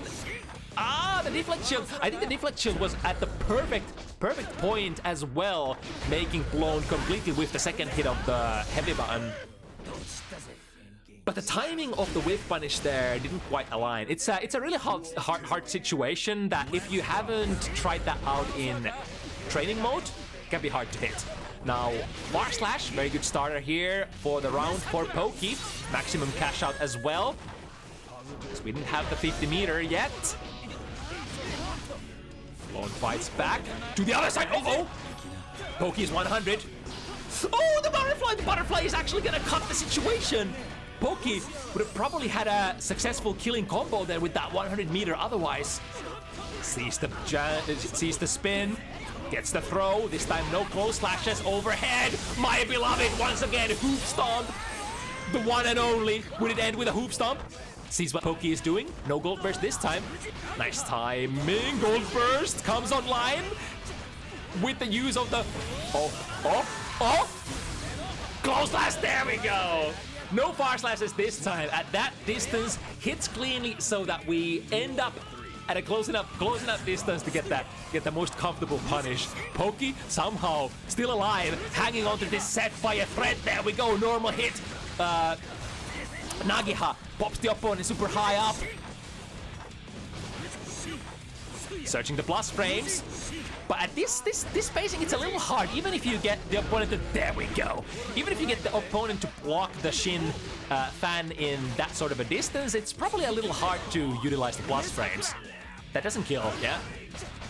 Actually drops the situation. Plus frames again. What's your option here? Nice! Finds the Nagiha. Perhaps was trying to DP there. Nobody shall ever know.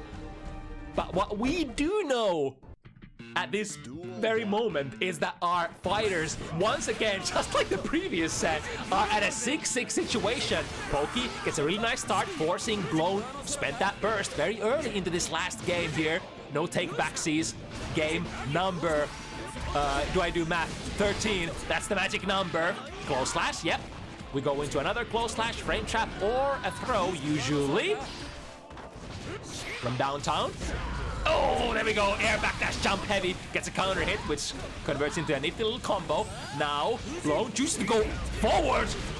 Completely whip it with the Shin there from the air. Poke. That allows Blown to get some very dearly needed stamina there for the follow-up situation. One hit. Kill? No. The second hit of the core will end up breaking the wall prematurely. And somehow, ladies and gentlemen, and everything in between, Poke is actually on the set point. It was 3 games that Poke had to take. Now let's see the last. Oh!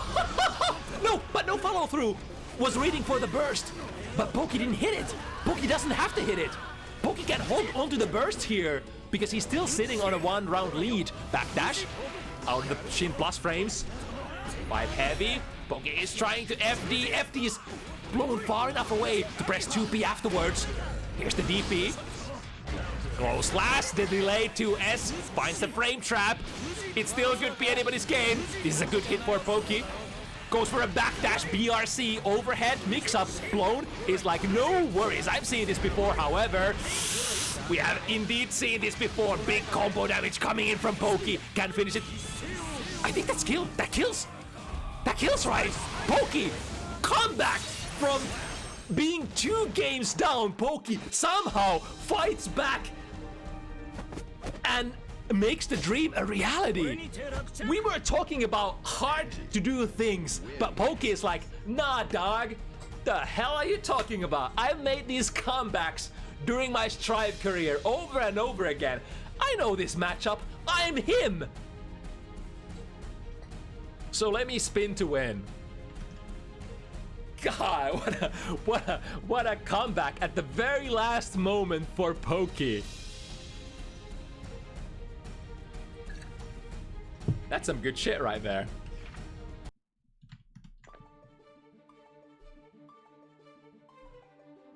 Whew.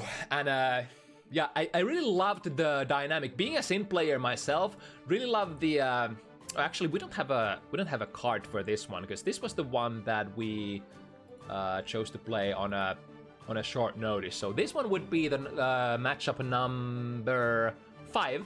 So Mox versus Radune, right? So a big thanks to Radune for picking this match up on a short notice, straight from work into some Sunday guild gear.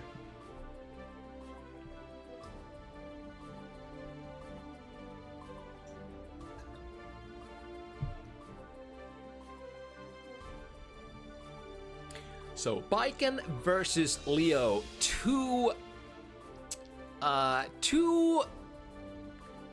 RPS machines for sure. Baiken, of course, has a very unique way of introducing RPS in her own defense, because you have the frame 1 meterless parry, which, mind you, can no longer be made perfectly safe by doing the PRC option select. Every single reversal in the game, be it well, every single meterless reversal in the game has been neutered in the sense that you can no longer get damage out of it by RCing it or any sort of pressure, nothing of the sort, no RCs whatsoever. But that works the same way for Leo's flash kick as well, being a very standard DP. There's no more DP RC, no S flash kick RC available. Now, here's a player knowledge check for Mox. Does Mox know what happens at round start against Radune Leo? Because I know, and perhaps some of you may know, but does Mox know?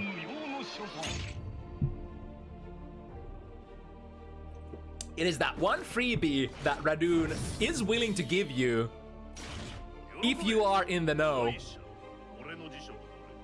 But let's see what happens here. It starts with the letter H. Versus Leo. Duel 1. And here it flies. Was a little late there. Or wait, does the heavy DP does not give you a counter hit starter anymore? Because that was a punish, but that didn't ring as a counter hit. I'm guessing that it's only the SDPs, only the input DPs that give you counter hits anymore, huh? Learned something new today. Either way, Mox with a massive amount of meter there at the end of the round would have been able to dance back and forth and make it airtight as hell. Now what we call in the industry the drive-by Yozan is definitely one of the favorite moves from Baiken players. Here comes the frame 1 parry online, plus frames out of the tether. But Radune says, no, I don't give a damn about that, and I would not like to participate in that RPS I mean, technically you still participate in the RPS because, you know, to get out of it, you probably have to hit that SDP, right? Right, finding the hit, and I think that's probably gonna be a kill, right? No, misses the super input. I think it's like relatively easy to miss the super input for some reason. Whoop! Okay. From the back jump, completely calling out the reversal super with the gun super. I think that's one kind of knowledge check. I've never seen that before, and probably Radune hasn't either. Otherwise, you would have probably RC'd much earlier, because I think Radune had the 100 meter, if I'm not mistaken. But from that angle, you know, firing the gun, hitting from behind, and then comboing afterwards. Speaking of comboing, drops the ping pong loop here between, what is it, 2S into 5 heavy, into 2S into 5 heavy. Right, finding a big counter hit pickup into. Yeah, that's generally gonna be a safe jump, but Radune, ooh, both players throwing every single tension resource. What? Leo? Hello? Ishiwatari? Why does he hit there? That parry stand strike is already such a nuisance to deal with. Why must you? Why must you hit from the backside? Leo, what gives? That's quite something. All right. What the Chinese old man once said is, don't extend your boxes into the opponent's move that is, you know, hitting the wrong way. If you do, you can only blame yourself. Well, plays with a lot of meter here. The Kabari is going to be very disjointed and prevent that 2D from doing anything. Nice timing on the burst for Radune. But it's not going to be enough, and Mox blazes forward 2-0. Knowing what kind of daredevil player Radune is, we're probably gonna have a very, very fast set here, back and forth. Radune will chase you down fast. I know that Mox does love the very defensive gameplay to start the rounds off with, but to combo or rather the match that, Radune is also a player that moves forward extremely fast. And with a lot of reckless abandon to all of the Weir's entertainment. Ooh. So Mox chose to jump out of that turbulence block, which is quite minus, I think -7 or -8, if I recall correctly. Stacked by the 2D, plus frames here for, oh, just DPs through. I think that was gonna be S Kabare, right? Radune has so much meter. Gets the tumble combo as well. Tumbler combo. I love that micro dash into 6P to beat out the high profile poke. Once again, Radune is willing to risk it for the biscuit. Set up the S fireball, go to the other side. Good block switch there from, ooh, brilliant, the 5P mash here. Fastest button for Baiken. Calls out Radune's command grab. That was the first time Radune went for the command grab as well. But it is certainly feasible for you to perhaps listen to the sound cue and then either, if you're a real Gosu, you could press like your 4-framer perhaps, but I think more people tend to press throw on reaction because you can actually throw the command grab from Leo. The combo drops, and here comes Leo with the jump slash, not quite able to get the conversion. Even if this is blocked, it's gonna be plus frames. Placing forward. Oh, gold burst, rings to nothing. YRC gets the plus frames, but now we need to move out of the corner situation. Plus frames out of the tether is gonna be enough to create an advantageous situation, enough to grasp the win for Mox.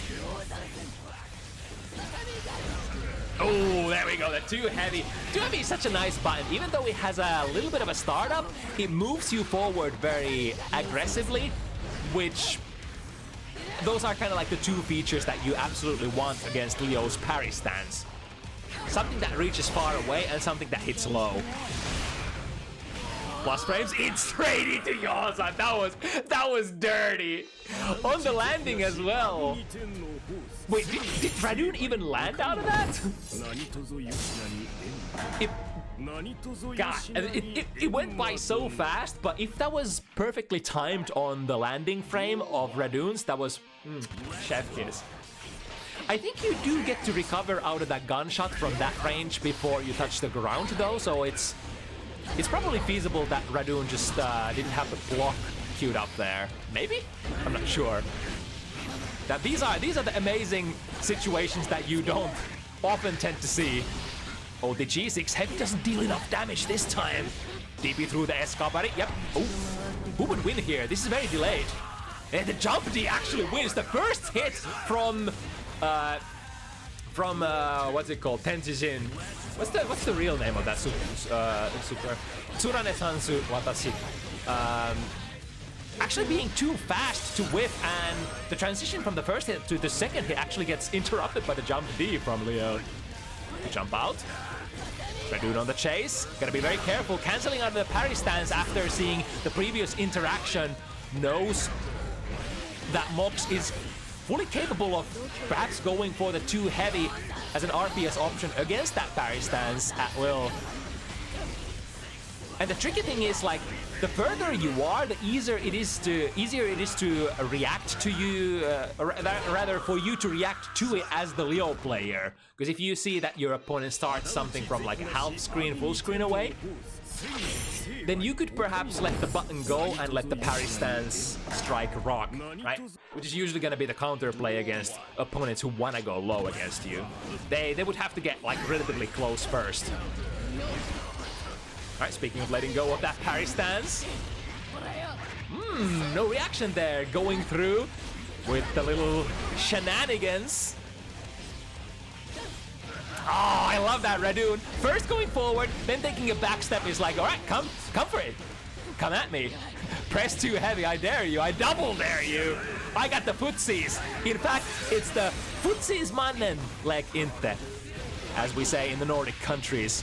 Originated, the slogan originated from the mouths of our lovely neighbors, the Swedish people. Oh, look at that close slash! Leo actually belongs to the group of characters who have really high-hitting close slashes. You might not think it's true looking at the animation, but if you look at the hitbox, it totally hits like higher vertically than many other characters. Nice bait here, misses the true punish though. Perfect.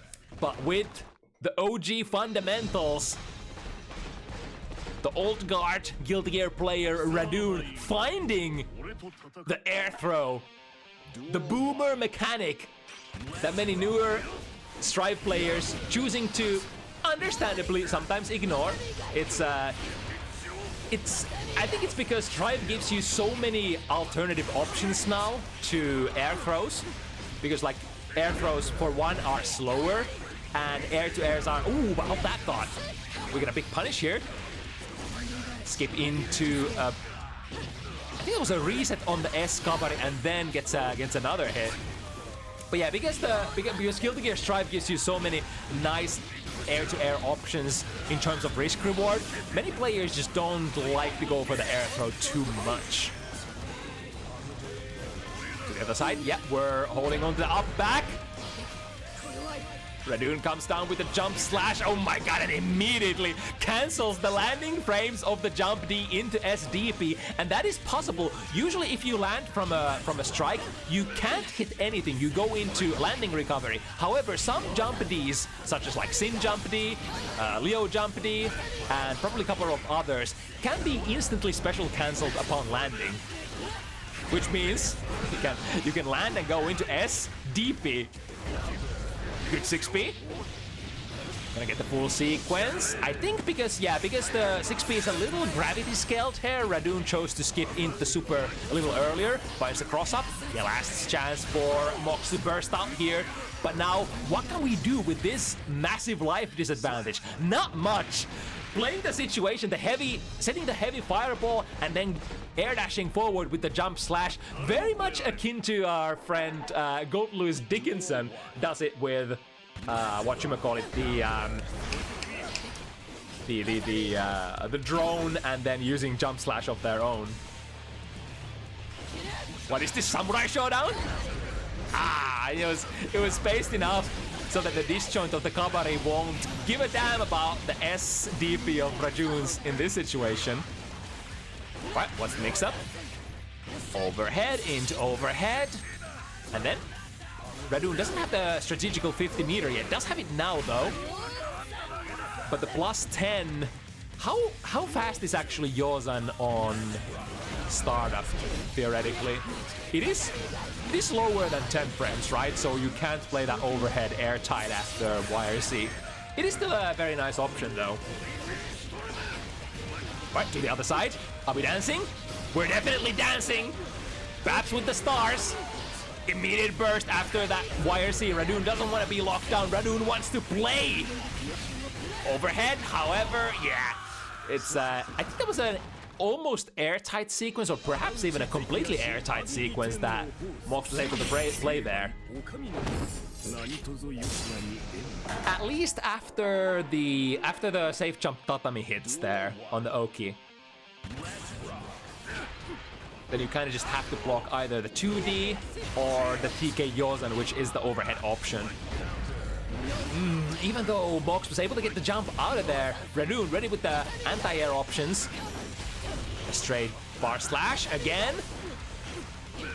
Baiken, of course, with the slight disadvantage that her far range S buttons don't convert into combos very consistently unless you're close enough or unless you have like a counter hit. Right, tagged Radune on the landing and then fully charged 5D. All right, we're testing the waters. Perhaps was not even. I wonder if there was a a combo that Mox didn't mean to do there, or if they were holding on to the 5D a little too long and then they were like, oh shit, what is my 5D combo?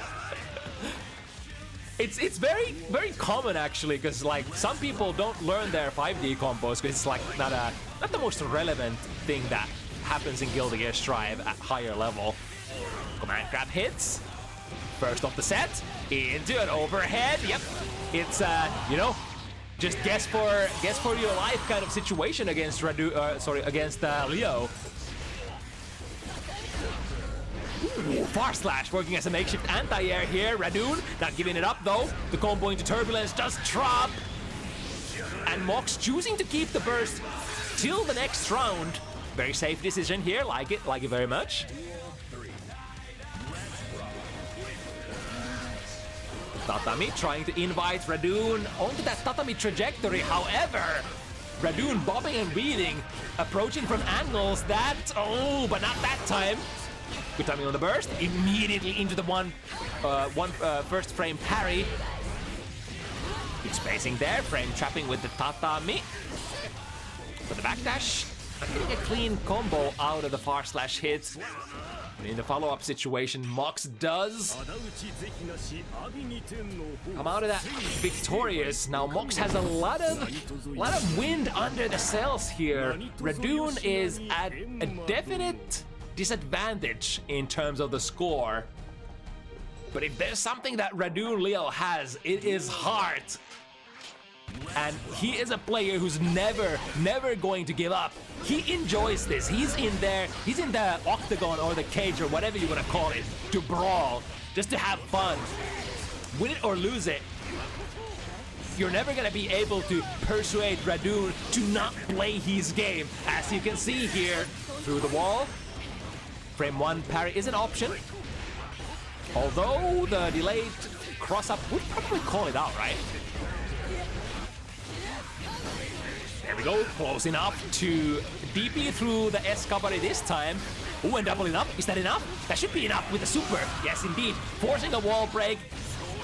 Gonna get a guaranteed kill here with that combo choice. Instant air dash forward, being aggressive. Yeah, this time going for the punish, but the 5B from that distance. I wonder what we get out of that for Baiken. Nice, the S Kabari catches the backdash. Radune once again ready to DP, ready to 6P as well. Now there is an option for Mox to perhaps go for a counter burst. The life situation is rather even, and both players are basically 100 meter, but I actually like this because they knew... They perhaps knew it was not gonna kill, so they chose to hold on to it and try to double it up and get maximum value. Now, if Mox was able to in fact get the round, that would have been a big big advantage moving to the next round. But you know, risk, reward. Ooh, that was kind of cool. The 5P on the landing there, because Radune ended up actually whiffing that jump in. So basically, if you use any of your air options other than just normal jumping, if you press any buttons, ooh, okay. Reaction checking, 30 frames. Do we have it? Cool looking combo. No super finish at the end.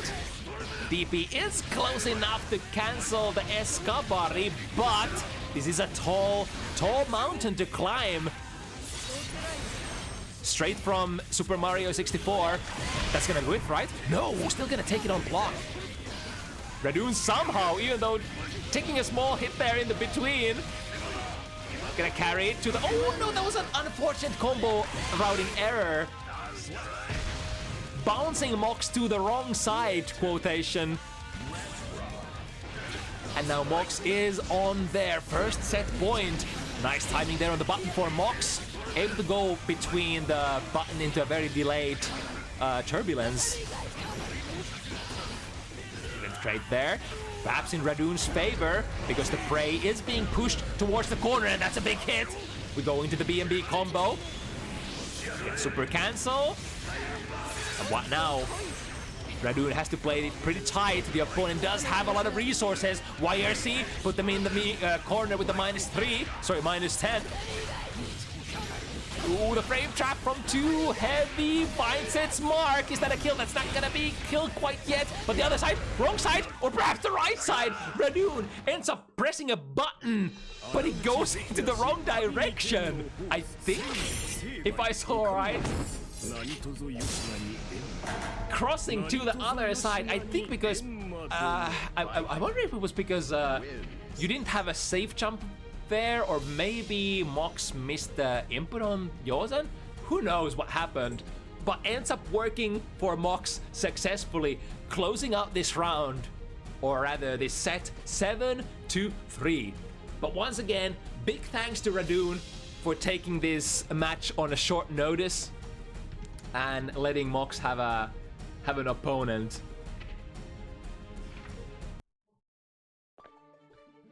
All right, let's see the next one. So this is a question mark.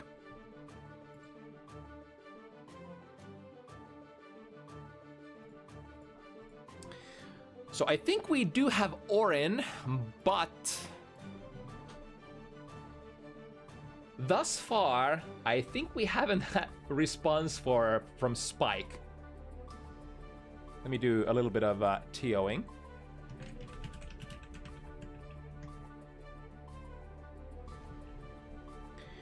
See if we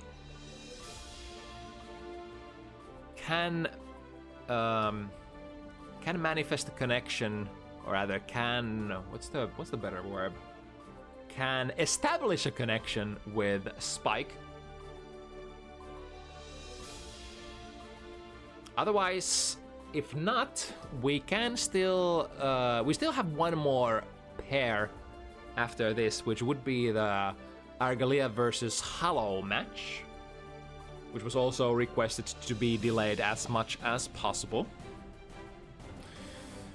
So it looks like Spike is still nowhere to be found. So perhaps that means that we move on to this match first. Let me ask whether Hollow and Argalia are ready. Oh, right, I didn't update the room code, so let me fix that in the pinned message.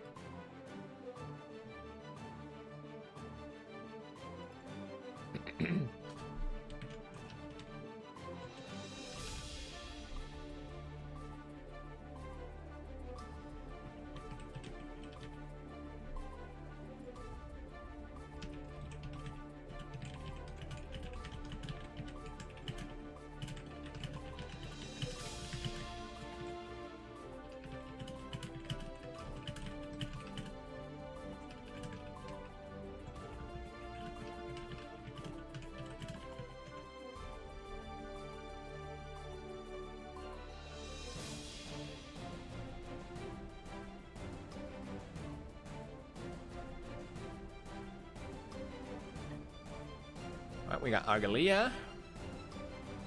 And Hollow is on the way as well. Alright, so the lore for this match is that Hollow and Argalia wanted to sign up as a pair to play against each other. And we on Bounty Hunters are, of course, 100% open to, you know, fixing a match with your friend or perhaps a rival or perhaps even, you know, somebody you just want to play against on a semi-competitive front. So here we have Hollow Giovanna, Argalia Testament. Really cool to see Testament play whenever possible. Testament is Testament has been in a rather peculiar position for a long time. Sort of a character that is extremely cool, in my opinion, to watch and to play as well, if that's the kind of gameplay that you enjoy. Testament is, however, a two-step game plan character, which means that you are generally a little slower than you would love your character to be for the pace of Guilty Gear Strive.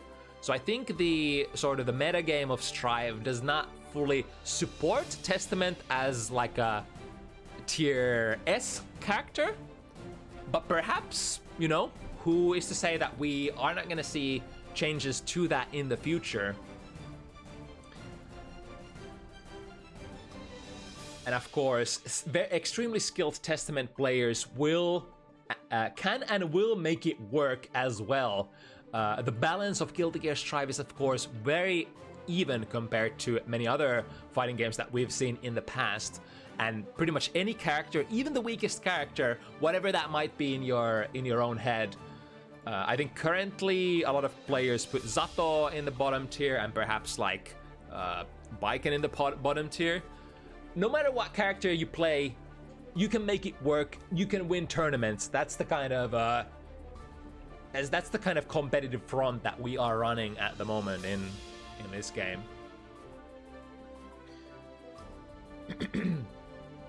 So the Orin versus Spike is pushed back for a while.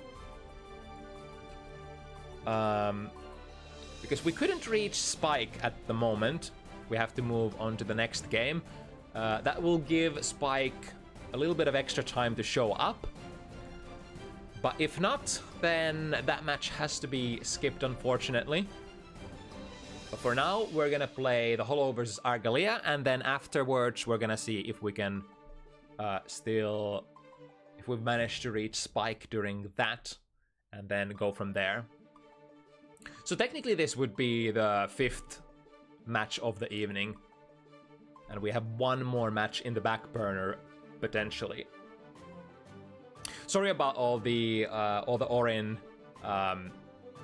the cheering squad for Orin, who were super excited to see Orin play today. Sometimes it turns out like this, but let's concentrate on this match for now. Players are ready to hit it.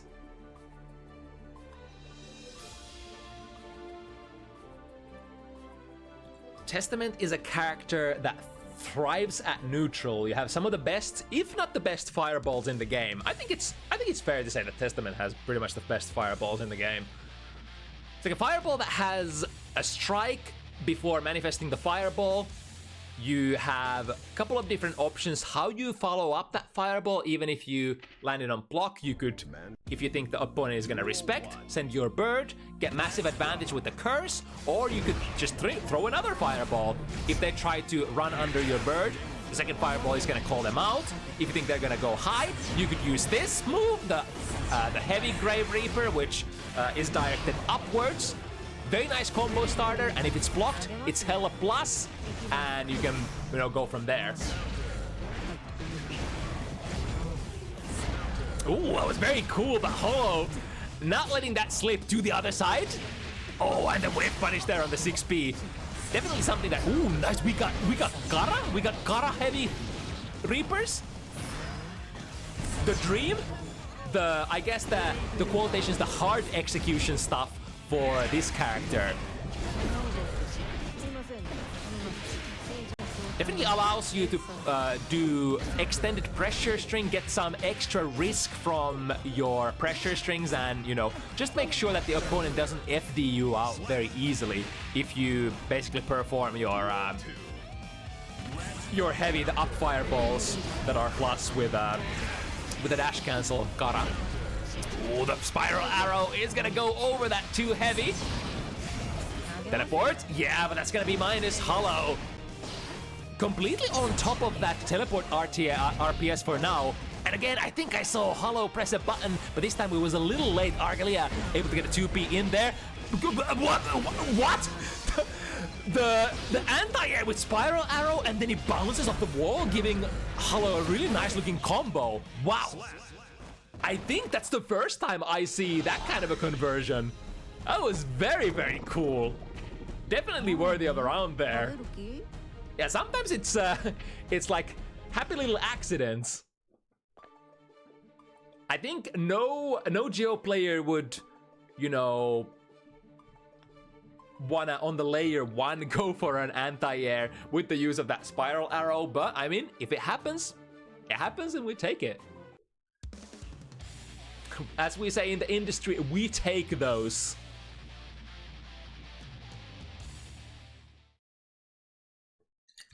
Right, Hollow with the 1-game lead here. Let's see how Argalia is gonna adjust. It is tough though, because your opponent moves around very fast. Testament probably has their best matches against immobile characters, or characters that otherwise have some difficulties moving forward, or that are just, you know, infighters in general. But when a character like a strong infighter such as Giovanna also moves forward very fast and from very different kinds of angles, it can get a little tricky. The curse is applied, Free applies it. Every single time that stain pops, you are pretty much guaranteed plus frames as Testament.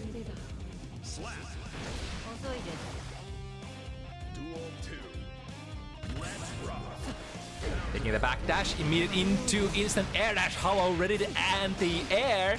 Even if you are playing against the quotation zoner, that does not mean that, you know, they wouldn't be willing to instant air dash forward and try to press the situation like that, especially since we are playing against Testament, who has one of the best instant air dash and one of the best air buttons in the game. It's a very interesting combination, even though, you know, we are an archetype like this. You have really good capabilities of just skipping the neutral on moment's notice, and if the opponent doesn't anti-air, well, you're basically in and you get a very nice mix-up with the use of the multi-hitting overheads that you have in your disposal. Or then you can just, you know, Gatling into a semi-guaranteed stain on the landing. Give up the pressure into a jump cancel. Argalia staying very tight and not taking the shimmy bait there. Out of the corner, very nice. 2D finds the hit, and that's a stain pop. Oh no, we're gonna miss it with the super. That was definitely the wanted to send the girls just like this. This is gonna be the most optimal wall break that you can get. At least as long as you can't kill with Calamity 1. You would often like to break the wall with this super instead, because it guarantees that you get stain on the next screen. And just like that, with the advantage of that stain moving into the hard knockdown situation, able to keep up the pressure. Do I have the room on?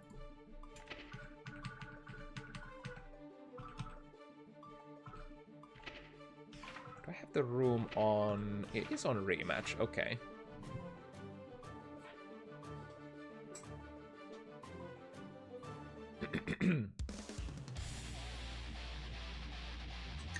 And then the other question is, did I just forget to put a point on one of the players? Uh-oh. Help me, chat. Did I just miss a point? Because I was so into other stuff. So Hollow perhaps waiting for the burst here, aborts the combo.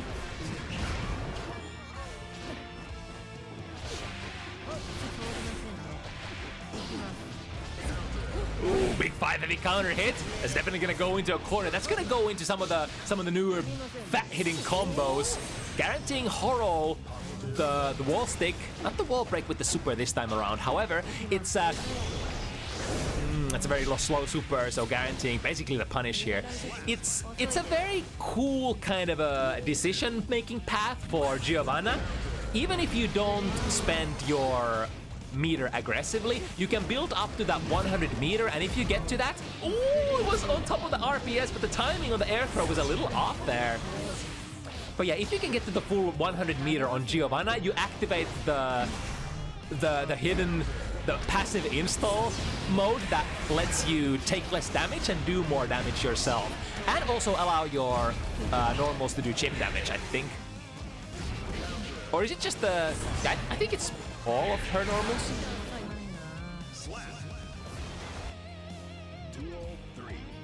It's especially cool for like newer players who haven't necessarily learned to spend the meter optimally yet, so they at least get something for stacking up on that meter. But you notice that a lot of more advanced players also tend to love to build up to that 100 to get to the absolutely sick defensive modifier. That's gonna pop, B+, 5k catching the backdash, and the shimmy from Argalia. Oh no! The pop out of the stain actually screws up the combo. However, still able to flow well enough. Argalia getting the hit in afterwards. Damn.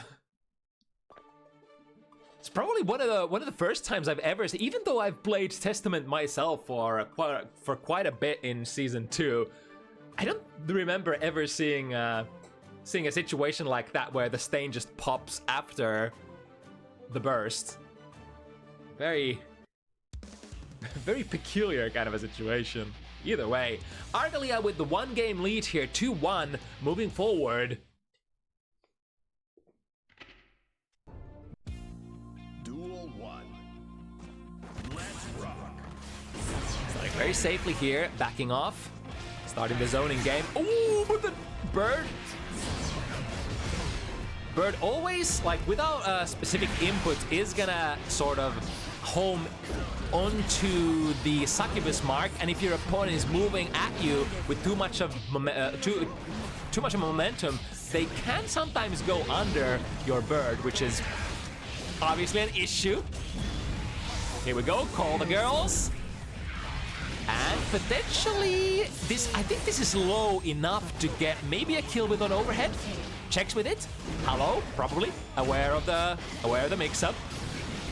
And technically, it's not a mix-up in itself because it's quite easy to react to the high arbiter. Nice whip punish there. Waits for the 2S and then step dash forward. Another one. Bounces to the wrong side, but we're still in it.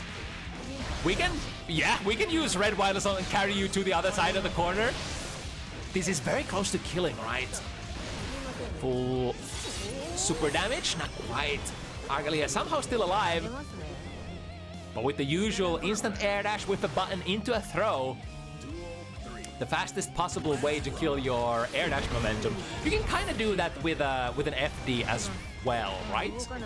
But it's not as good because you can cancel instant air dash into a button faster than you can cancel it into an FD. Nice bait.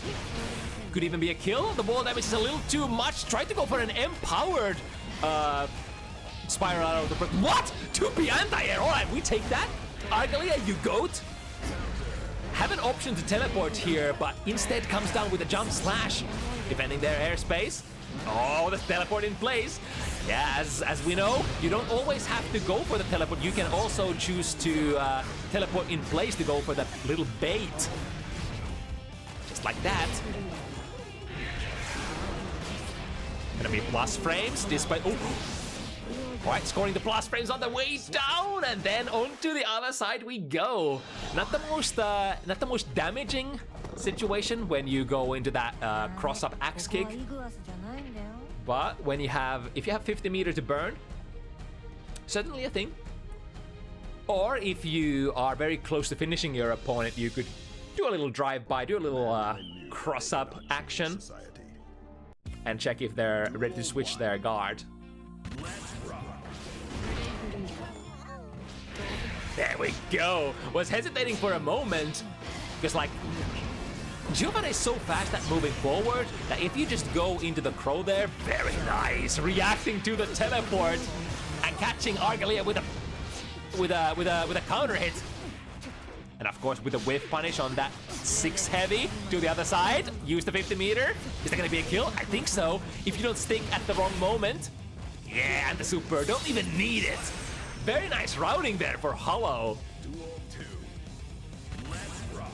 Argalia once again choosing to safely disengage from the round start situation. Of course, the downside is if you keep backdashing too often, your opponent might get the scent and then aggressively dash forward and start abusing you. Not sure what Gio's option would be for that. Maybe just raw round start spiral arrow? Mayhaps. There we go, get the guaranteed curse. And set up a follow-up situation because we don't have the 50 meter to break it. Again, spiral arrow going over that neutral 2 heavy. Oh, but misses the combo. And fully charged up fireball, able to deliver enough damage there on the wall break. Very even situation, both players with a full burst. Argalia going immediately into the red wild assault combo. Testament is an interesting character, like both Testament and Axel, with an archetype like they have, to have a red wild assault is kind of cool. But I think they definitely, they're happy to have those, because I think many people say that the orange or the red colored wild assault tends to be the best one. He's covering up for their mistake there. A little bit of an option select, not the true option select, but PR saying as soon as they see the opponent jump out of the throw. Placing forward, oh. Succubus marker is in there, intercepts the teleport. But the defense shield against the fully empowered spiral arrow is not the most... What? Wait. That was a close slash, right? All right. I think the air super recovers immediately and ends if you whiff with it. So Hollow was able to then transition into a close slash instead on the way down.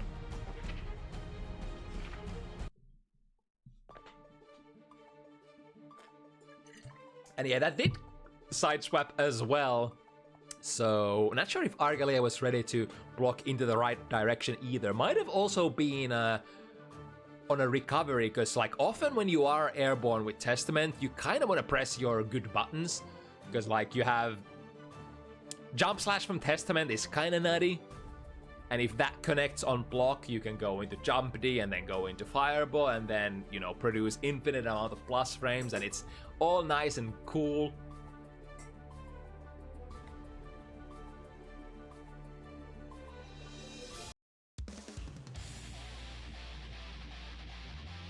Alright, Hollow has been able to grab the lead here.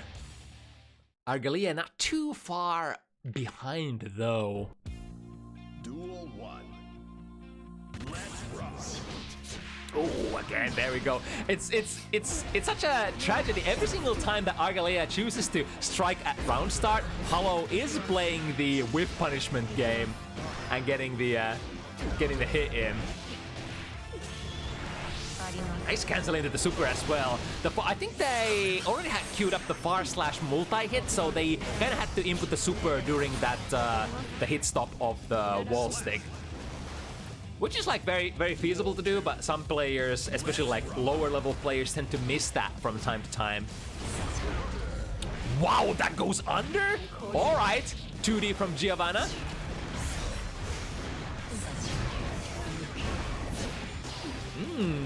I was plus, however, I think Testament's, if you know how to interact with Testament's defense, or rather pressure, it is one of the more interactable pressures in the game. Yeah, go into the girls, break the wall.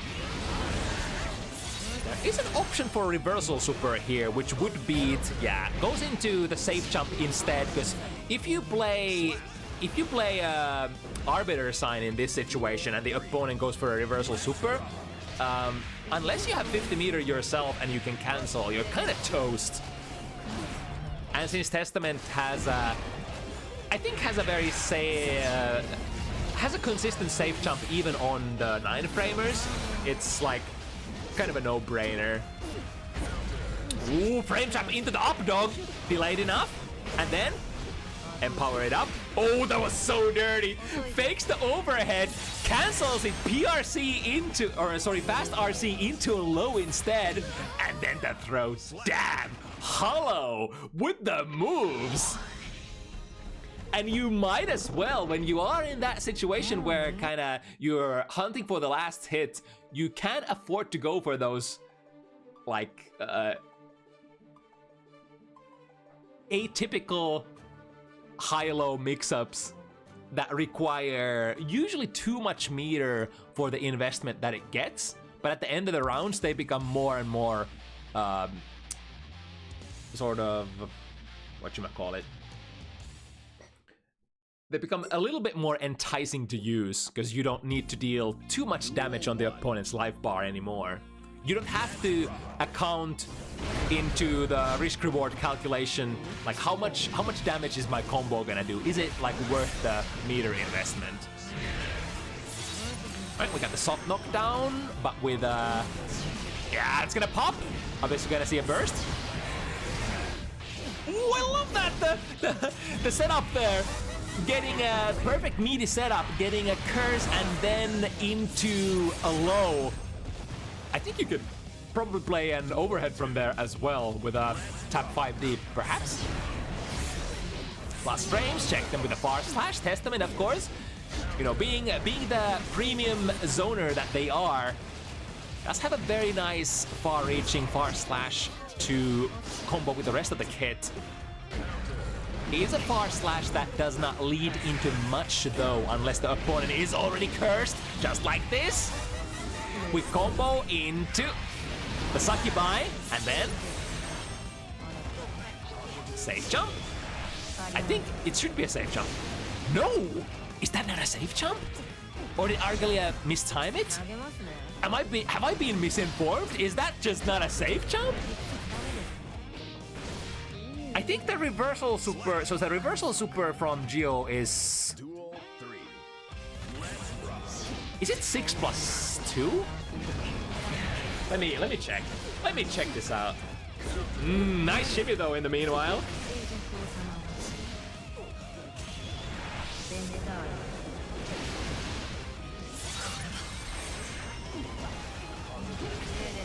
So Geo super startup is, it is 9, so 5+4, huh?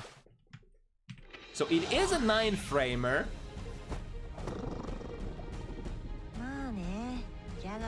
But I thought that Testament's just the basic instant air dash into a jump heavy was a safe jump that is able to, you know, cover 9-framers. Maybe not. Doesn't work against Geo, huh? All right, I guess it's not a 9-frame safe jump then. We would have to conclude.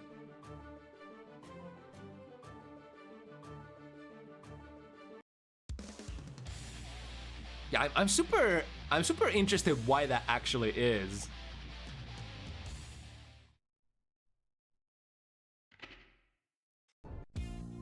Either way, Hollow with a very decent lead here, 5-2.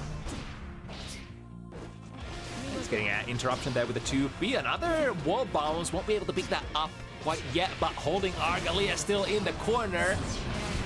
Yeah, it's a very logical response. Use the spiral arrow, which kind of goes through fireballs, at least one of them.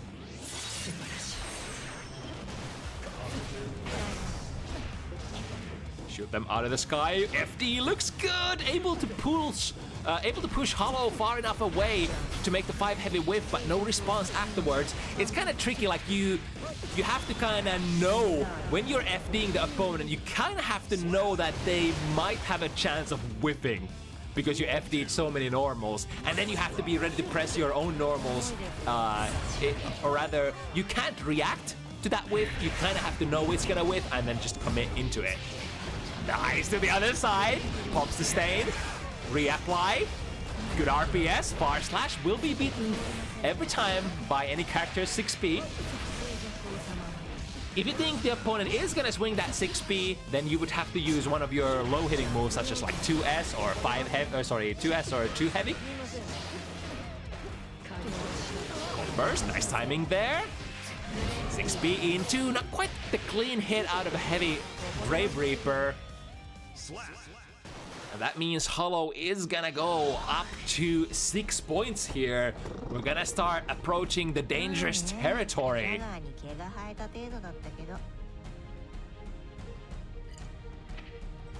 Hollow is being extremely aggressive, and the aggression is paying off as well. If the opponent zoner hesitates, there is no better, you know, no thing that you would much rather do than just skip into their guard, be it with an instant air dash, or be it with a spiral arrow, or just dashing forward into, you know, button, and then maybe RC and keep up the pressure. Because like, what is Testament gonna do? Calamity 1 is their only reversal, and that's probably one of the, it's closest to being one of the slowest supers in the game, if not the slowest. I think fully churned Gold Lewis Super is still slower, but you know, you kinda get the idea. The melee there missed. Get the Kara, up Fireball, and then escape from the corner. I love that. And then the pop-up, everything is working this round for Argalia. Leave the opponent stained. The aggressive mash there on the wake up though is able to get Hollow the stain off. And that's basically, that's a big RPS win usually for the opponent. If they're able to trade into if they're able to trade into you while you have stain applied, it's gonna cause the stain to not pop, it's gonna erase it immediately, and you're kinda gonna get out of the sticky situation. This time goes low in order to prevent, there we go, 2K! Calls out the 6p! I mean, it's one of the oldest advice they give you against Testament pressure. Just press 6p, right, bro? Just press 6p. What are they gonna do? They're probably gonna be far slashing. Just go under it.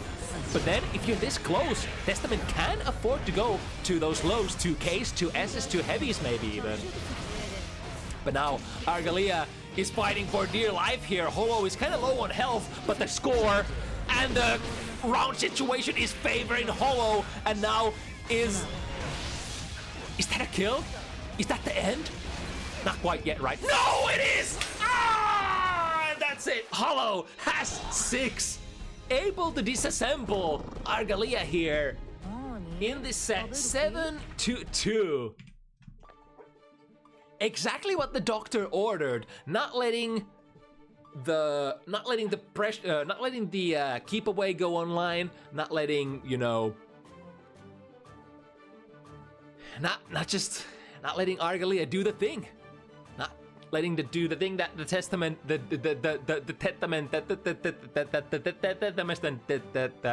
they do, you know.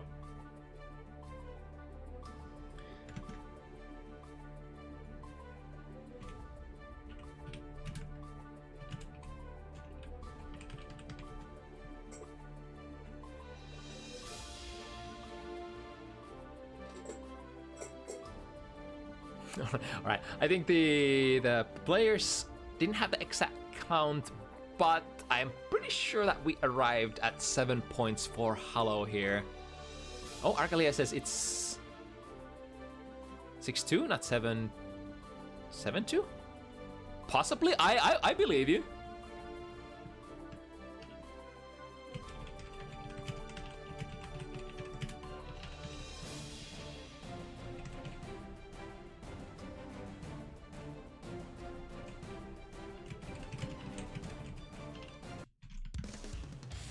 Right, so the players indeed call bullshit on the TO counting the score. Turns out it is in fact 6-2, which means that the set is not over yet. We're jumping the gun a little. Hollow needs one more game to wrap it up.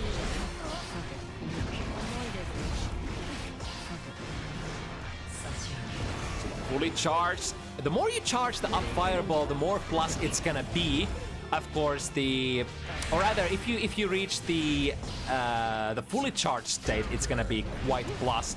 The downside is that if the opponent guesses that you are fully charging, they can of course mash out of it. Nice, got the stain and almost the whiff punish as well. Spending the meter to get a guaranteed stain. This has been the hardest thing in this matchup. Because the spiral arrow goes through so many fireballs, it's kind of hard to establish the position that you can against many other characters as Testament. The Grey Reaper does have a strike component, so you could, for example, fully charge it and wait for the spiral arrow to come in the range. Nice, use of the teleport, and now it's gonna be so close. Setting up an overhead instead of the curse. All right. And the far slash hits actually far enough against the burst out of Argalia. Ow! That was supposed to be Argalia's round, but not only did they lose it, but also the burst. That's gonna hurt. It was so close as well. Teleport straight into the RPS throw. Hello? Updock as a frame kill? All right, I like it. Puts himself into the corner, which allows Argalia to derive some value out of it. Gets the burst there as well. Plus frames. Tried to go for a 6P, but we are going low. Tried to backdash, and the spiral arrow once again does its job. Works as an anti-air, works as a backdash call-out, and works as an anti-fireball tool as well. Nice whip punish out of the possession, overhead, and Argalia still alive. Somehow, do you believe it? Do you believe in it, chat? I kind of believe. Teleport, there we go. Because Hollow committed into the forward dash, they were a little too far away to go for light buttons there to catch Argalia out of the possession. And now the optimal wall break. Stain applied. So we are current knowledge. We know that can't go for the safe jump. Good timing on the burst.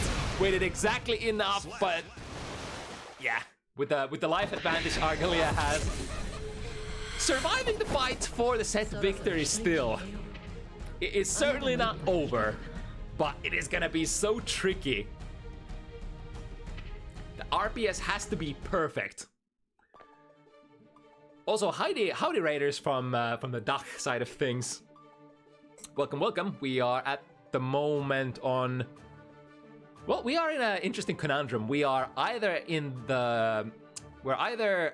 on the last matchup of the evening or the second last. I'm not sure. Because there's a decent chance that we might have to skip the last matchup. And this one right here might end any moment, for Hollow is holding the key to ending all FT7 sets. 6 wins versus Argalia's 3. Yeah, I like the use of Orange Wild Assault here because they were cursed. It was in Hollow's best interest to try to extend the block string for as long as possible. And what better way to do it than Wild Assault? Nice whip punish. Trade definitely in Hollow's favor with this jump cancel. Walk into the throw. Argalia gets a look at that, always playing the RPS perfectly. And if you don't prematurely commit into buttons or commit into jump or commit into forward dash, yeah, you can see Hollow dancing around that succubus marker, and then on a moment's notice, a double dash forward, ready to strike. I think there was a delay here, but it should still hit. Yeah, gets a clean break off the wall with the super. Now Hollow, potentially ready to finally end it. Argalia gets a burst back. The immediate burst bait. Is there gonna be a burst? Well, Argalia's still not dead, but it's gonna be super hard to use that burst. Able to get the gold one. That gold burst will allow... Oh my god, that's gonna whiff completely. Opting to, instead of chasing, just go for the possession. Oh, okay. And the wall break. Looking good for Argalia. Because of that gold burst, we were able to build back to almost 50 at the moment. Frame kill 2k, goes for the overhead still. Hello, standing tall, not crouching into that. Oh, oh, the throw! Don't play with my heart, not like this. Don't play with my heart. So close. But players with almost full burst gauge. Here we go. This could go into, or goes into the corner, not quite the wall break. Nice, that's probably exactly what the doctor ordered. Get the opponent's burst. Overhead mix-up, we have the stain. In that case, we can use tap dust instead of any other shenanigans. Lots of plus frames. Goes for a dash cancel. I think that was probably a misinput on the Kara up fireball. Is what Argalia has been doing very successfully, the Kara fireball, to keep up the pressure. Oh, that dirty trick again! Burst comes back, but it's not enough! This time for sure. This is the set, this is the end, right? 7-3 this time. QK math has led us astray once, but not twice. Oof. There was one extra point that Argalia was able to get, but man, it's tough. Looks very tough when your opponent can go through fireballs, and not just that. It's just the whole movement kit, the angles, the speed with which Giovanna can cover distance. Because like the optimal thing that you would like to do as a Testament player, you send an S Grave Reaper at them from full screen, and they maybe block it. The optimal thing is if they just respect and let you use the crow afterwards, so you get a stain for free. But an opponent that knows the matchup, and especially somebody who pilots characters who can move forward fast, such as Giovanna, they're gonna be dashing forward probably a lot of the time after that. So they can cover the ground, go under the crow, slide in there. 2S hits multiple times, slides, takes advantage of your step dash cancel momentum. Yeah. You could probably even just slide in there and completely nolly. Can you go through the crow with spiral arrow? I think you can, right? Right, anyway. So this is the matchup in question. We still have no word from Spike. So that technically means that Orin is without an opponent.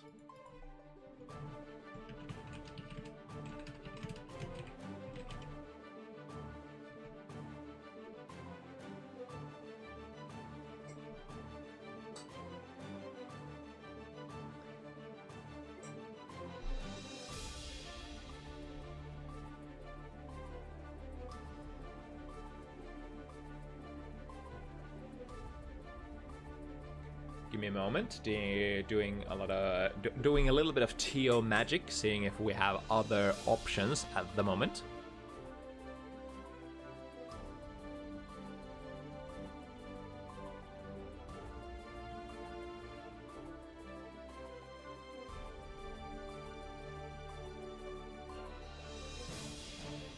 I did see 11th asking for.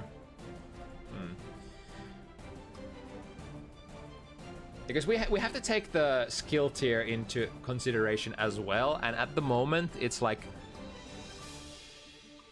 the Orin versus Spike match is a very particular skill range.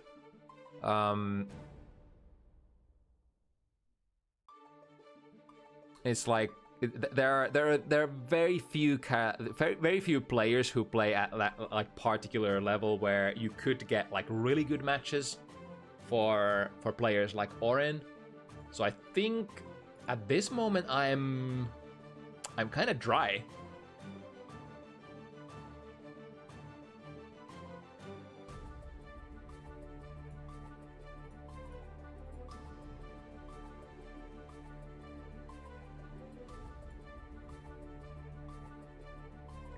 is some talks about 11th going on to a side character instead to try to get a match versus Orin.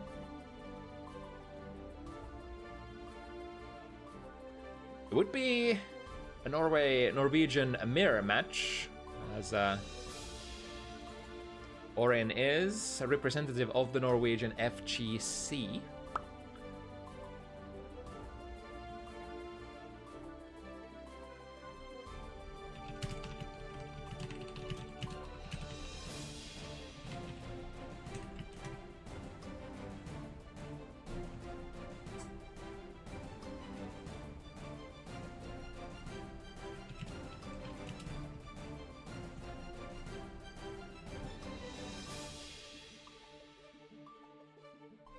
Alright, Orin says, let's go. Apparently it is gonna be 11th on God Lewis then. A super side character. Let me fix the score screen.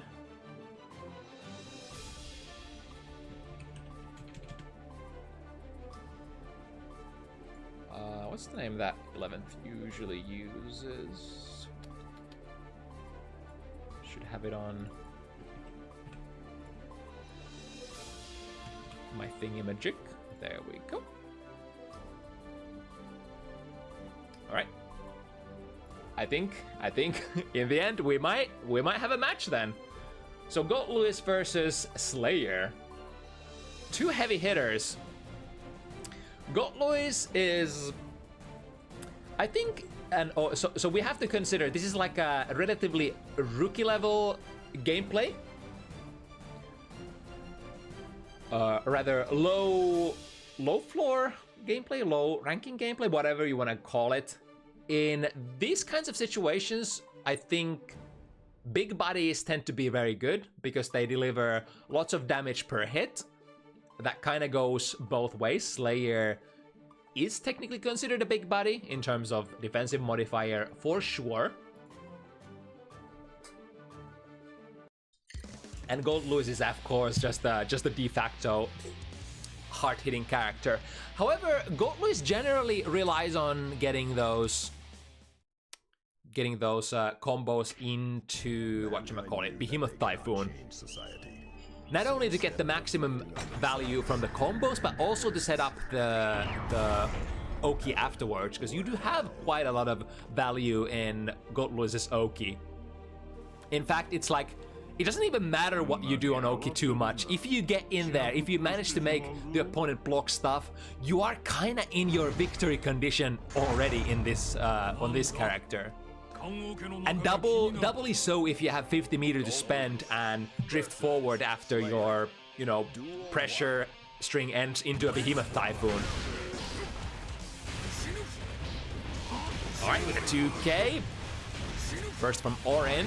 Oh, that's gonna be a minus. However, Orin doesn't get a button there in time. Counter hit. Oh, I mean 2p pickup is an okay too. I'm all for that. I'm all for that. On a counter hit. Dash forward, far slash, immediate burst from the 11th. So 6 heavy, Orin ended up not canceling the 6 heavy into anything there, which is pretty okay for Slayer, I think. 6 heavy is like only minus, is it -4 or 5? Something like that. So you can definitely end your strings on that button and then kind of see what the opponent is doing, and then maybe threaten with a special cancel if they are getting too frisky. With punish, nice. Actually, not a true punish there, but catches I think 11th's backdash out of that situation there. Dash forward, and then.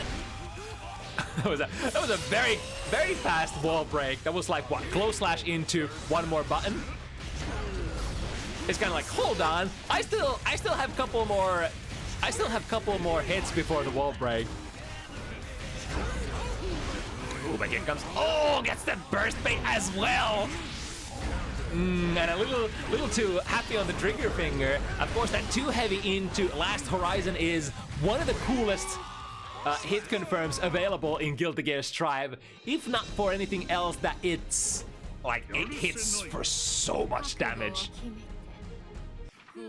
And it's one hit confirmable as well, so it's kind of like one of those old third strike fundamentals, right? If you're one of those people who are prone to yelling third strike, y'all, in the middle of a match. Right, dashing in. Not quite able to get to the close lap distance, so ended up swinging the behemoth a little ahead of time. Frame trap into too heavy. Big one, but misses the behemoth pickup, which is understandable if we're playing with subs, super subs, sub of the sub, third sub, fourth sub, whatever you want to call it. Why is 11th on Gold, Lewis? So to make it a little more even, we decided to put 11th on a character that they are not very comfortable on. Ooh, but here's the counter hit. Decent damage coming in, even though that was only like 3 or 4 hits. 11th was pressing something there, or perhaps still, it might have been just recovering still from the backdash as well. For that super is really fast, gets the makeshift instant air dash Yozan, as they call it. This character has been called many things: the Fat Milia, or the fake instant air dash Yozan enjoyer, or whatever else we have. Wow, the too heavy actually landed still there on the jump heavy landing frames. No, not able to get the drone out in time. Ooh, frame trap into a big behemoth. We got that's a making of a combo. 1, 2, 3 into behemoth. There we go. That's a kill, right? That's so much. Yes. With that much bounce, no matter how recently you started this character, you gotta get a combo right. Right? And 11th is like, yeah, that's a lot of bounce. We convert those.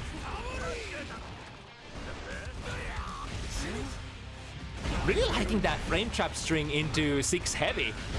We're gonna this time into 2 heavy, and then depending on which behemoth you go for, there might or might not be a gap in there. Are we gonna deal with this? Together, that comfortably brings Orin into the corner, but Orin so ready to push out of there. Players have used their bursts. Again, tried to press there, but that was one of the faster starting. Is it gonna collide with the? No, it's just gonna cleave through. It's kind of like a teleport, that super Mappa Hunch, right? It creates a hitbox on the horizontal axis of the screen, but it is gonna also transport Slayer immediately to the other side of the screen, so generally gonna be safe against most projectiles and whatever else stuff that might be in the way. Right, feeling frisky, starting with a Behemoth Typhoon right from the get-go. I mean, Slayer has a lot of really good round starts as well that hit way faster than Behemoth Typhoon. And on counter hit, those convert really well too, so it's definitely a gamble that you take. Didn't get the cancel out of the close slash, I think. Dropped combo, that's gonna... Is that gonna hit? It is, but it is hitting into quotations the right direction, so not getting a wall break out of that one. Step into this game. Just the knockdown. Oh, immediate burst there. Deflect shield, while both players are throwing resources into the grinder in order to not defend against the opponent's character. It's at the end, all of the burst resources are exhausted. We're going into the last round here of the game number 3.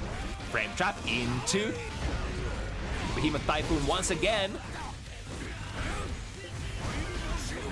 Right, able to fly out of the corner, swinging the instant air dash Behemoth a lot. Depending on what height that hits, or like the height that hits in, it might be plus, might be minus. I think more generally gonna be minus than plus. And there's the hit confirmed. It's a kill, right? Even on Gold, Lewis. I think, yeah, it's a kill. It's a kill. Wow, that's so cool. I like it especially at this skill level, because like I think hit confirms are way more feasible. Like hard hit confirms are way more feasible than hard combos.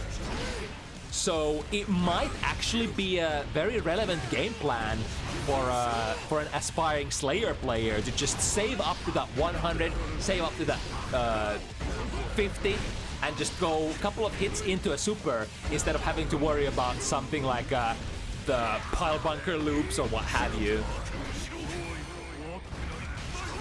Like at the moment, Orin is basically in that 100, so now landing any hit is just gonna be a kill. Swing with that too heavy. You know what? You know what we want after that. RC, no, not quite. Guard crush. There's no choice but to Gold Louis to taste a little bit of his own medicine. He has probably one of the most prominent guard crush pressure characters in the game, but Slayer certainly has a little bit of that as well. Not just with the use of Master's Hammer, but also Pile Bunker RC, which does momentarily guard crush you as well, if I'm not mistaken. That should hit. Boom. Into the corner you go. A little too early with the far slash meaty. But the super whiffs, I think that was a misinput on the super, so got a normal accidentally when he wanted to get the reversal super. That's gonna be Slayer's turn, right?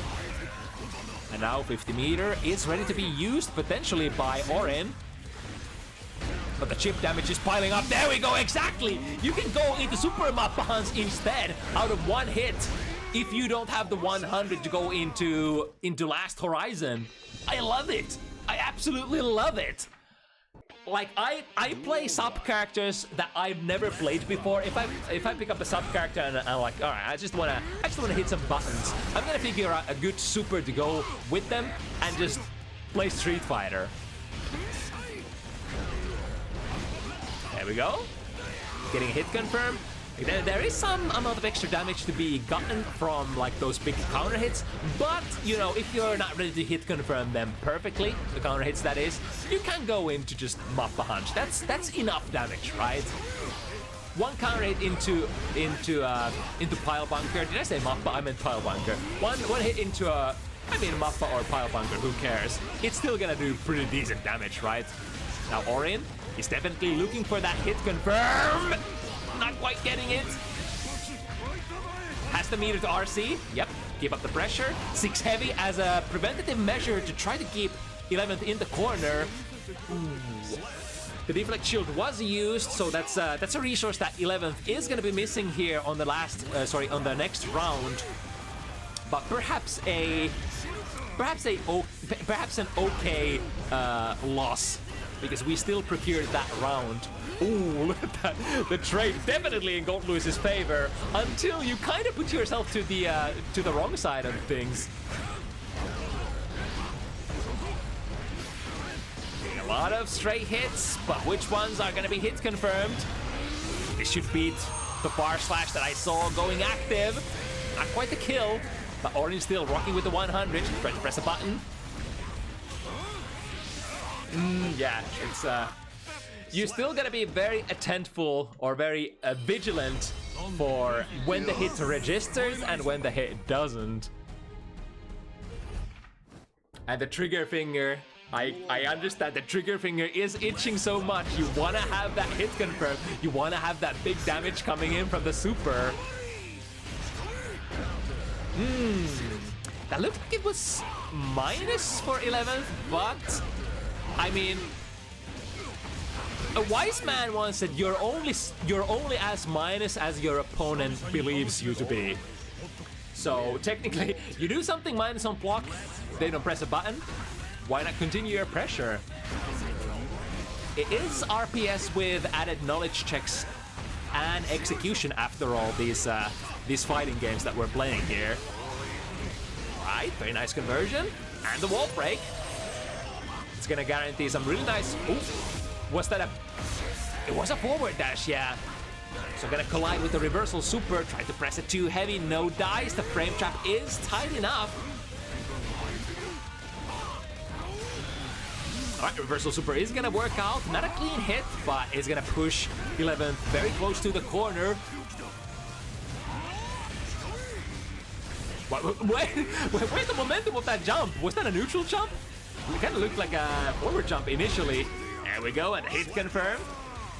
Even when you're not ready to spend the tension, there is always too heavy into P dandy step into pile bunker that you can do. Now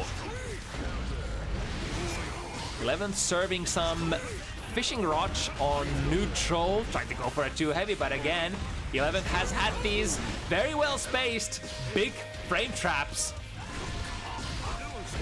And because Slayer doesn't have a DP or anything of the sort, I mean, you could go for a reversal super between those gaps if you're daring enough. RC? No RC this time. Is that just gonna be a kill? No. Resets it up. Into. Huh? Wait. Was 11th actually pressing a button there, or did they? I failed to check if 11th actually had the 50 meter. There was probably trying to queue up a super ride. Could have been chip ride too.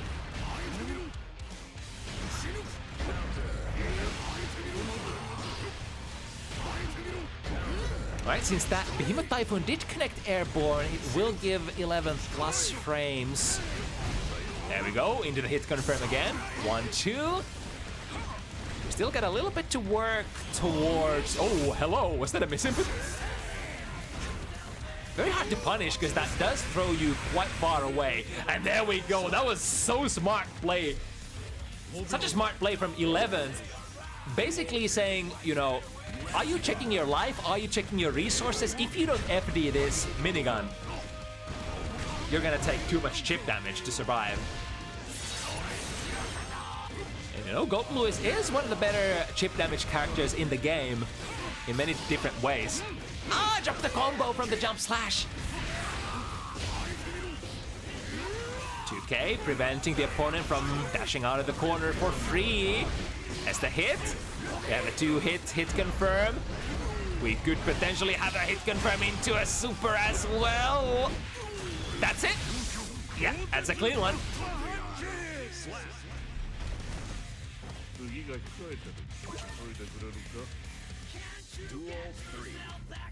Looking good so far for Orin.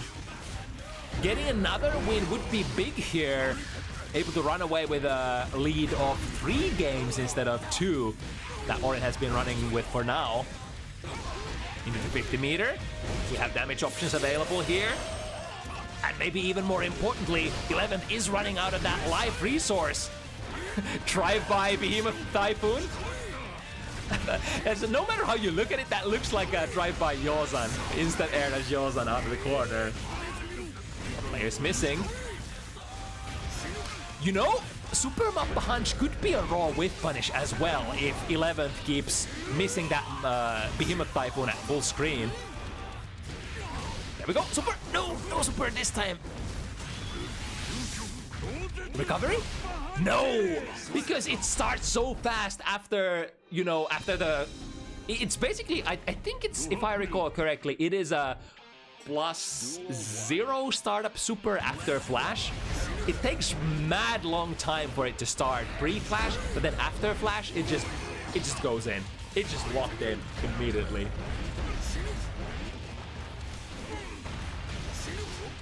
Try to press a 2P, very naughty. Ooh, 11th going for a very big combo. It's exactly that kind of a situation where 11th has been pretty good at confirming into the max damage combos. Yes, I love that. Orin for the first time challenging after the high air hit Behemoth Typhoon, which I want to say it's not plus. It's most of it's gonna be minus. Ooh, what a hit confirm into. Ah, it's an OTG, not even OTG, just gonna whip altogether. Here comes Orin, and the super doesn't even matter what you press at this point, it's gonna be a kill. Orin blazing forward. looking to perhaps annihilate. Oh, I love that. The classic footsies from Slayer. Dandy step, or K dandy step, or I guess both dandy steps used to be, you know, backwards moving momentum. So dandy step ult into a pile bunker for a whiff punish. Doesn't really work as well in this game. It should work out. I saw a far slash. But Orin still has very decent amount of life to spend, and we're getting close to that 100 meter. Misses the hit confirm on the super. Oh, let's see the punish. Orin still had the burst. We're gonna deal with the rotors. Yeah.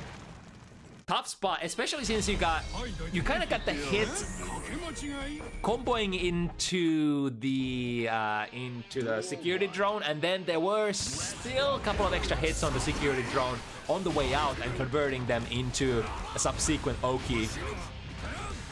So Orin didn't really get to use all of those tension resources, unfortunately. But still, Orin with a very, very respectable lead here in terms of the score.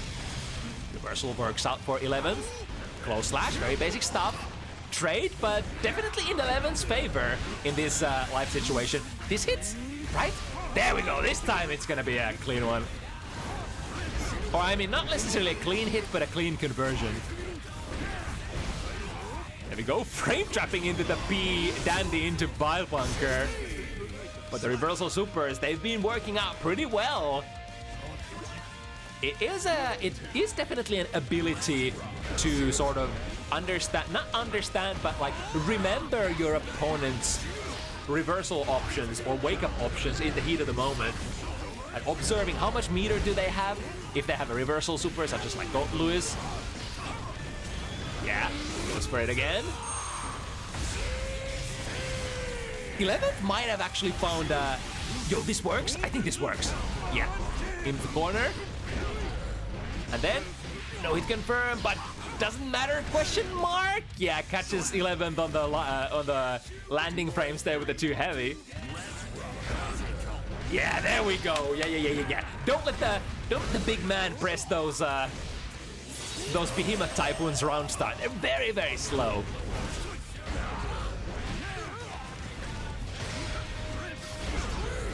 Right, instant air dash into Behemoth, working once again, frame trap into 2 heavy. However, wrong Behemoth to confirm into the combo. 100 meter. Yes! That's a whiff punish. I love that. That's not even a hard thing to do. Don't let the man get away with those whiffs. I think that's acceptable. That's super acceptable way to use your meter. 2 heavy barely whiffing. Unfortunately, Orin lacking the 100 meter resources that have been proving to be so useful for them in this set. Got the low, not a kill though. Super, or sorry, burst, straight into the super. And yeah, that's gonna be a kill.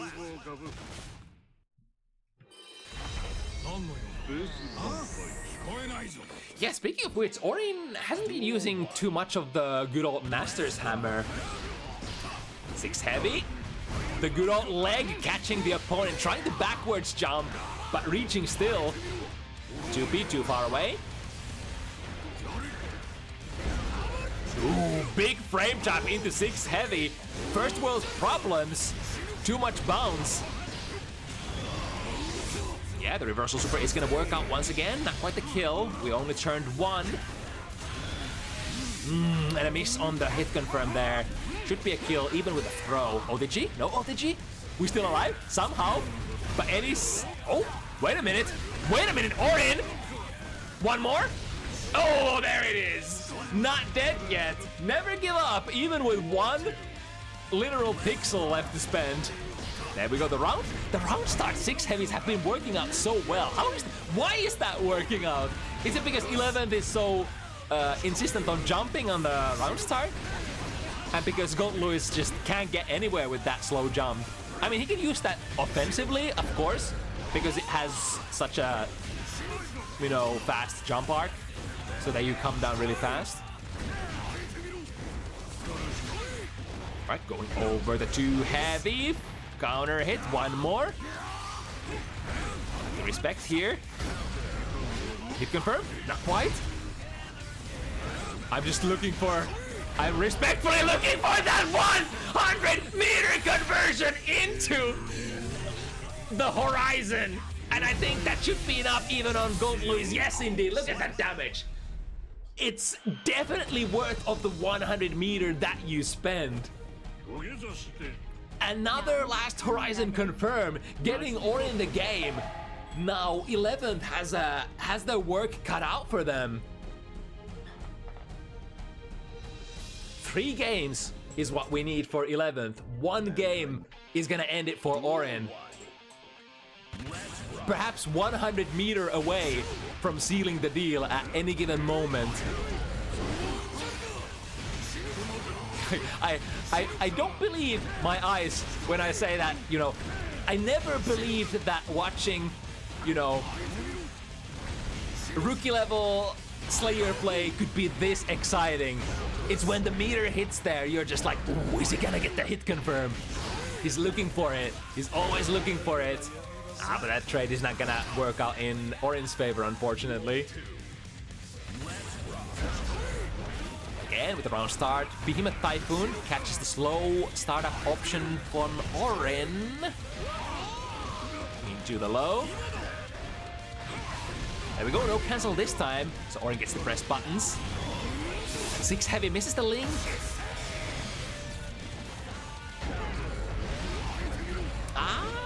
It's gonna... First world problems. Oh, we're stealing? Are we stealing here? One more. Oh, unfortunately, it's the drive-by Behemoth Typhoon. It's so slow to start up as well. It's like... You almost have to like super jump to get enough momentum going out of there. That's certainly not plus. Yeah, press buttons. No! Is it like I think Orin might have actually tried to press 2P there, but was it not minus enough to get a 2P out? So you got your 2P thrown by this crafty guy 11th. Here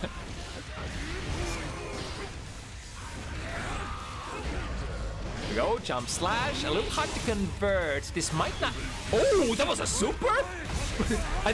Wait, that's a clash? Okay. Stuff happens, too heavy, counter hit, conversion, and now we have 100 meter ready to go. That's gonna catch the backdash, and that's a clean hit as well. Was it? I missed it. Yeah, there we go. This time, no way out. Your instant air dash into Behemoth Typhoon has gone unpunished, unchecked too long, 11th. Not this time. Orin will chase with a 6 heavy. There we go, big frame trap to the other side. However, luckily, Behemoth Typhoons tend to hit from both sides, so still able to combo somewhat with that. Gonna be hard comeback for Orin if he really wants to make it.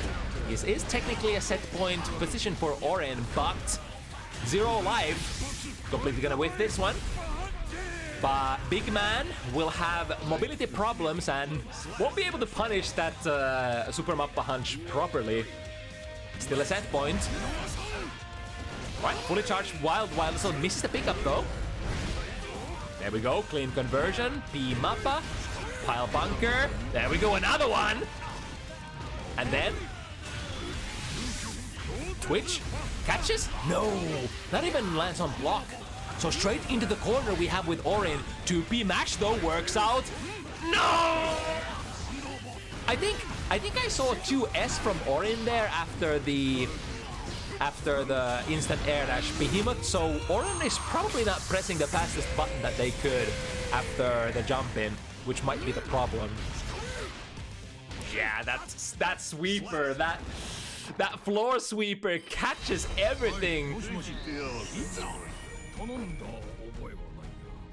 And since Slayer's backdash doesn't really take him too far back, especially on the startup frames, that's gonna end up catching and putting 11th on 6-6 position. Now this last match, Orin with the fancy hit confirms, and then 11th with the instant air dash Behemoth Typhoon knowledge check question marks? I really want Orin to sort of crack that instant air dash Behemoth Typhoon. Anti-air would be an option as well, right? Because it's kind of like, it's a very slow option. I think that one might actually convert. No, unfortunate. All right, good consolation prize after whipping the super. I think committed to forward moving momentum. Yeah, I think that was a 6 heavy, so gonna collide with the reversal super. And now Orin, with a couple of options available, tries to catch on landing, but not enough chip damage, unfortunately.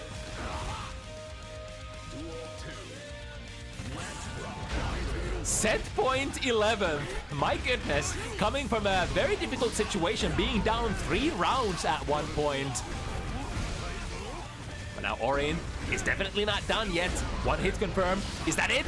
Not quite. 6P into a mash super. All right. Gonna maintain the corner, not quite break just yet. 2K, not canceling into anything. Orin presses buttons. No hit confirm. No, never mind. That was a very late hit confirm, but still got it.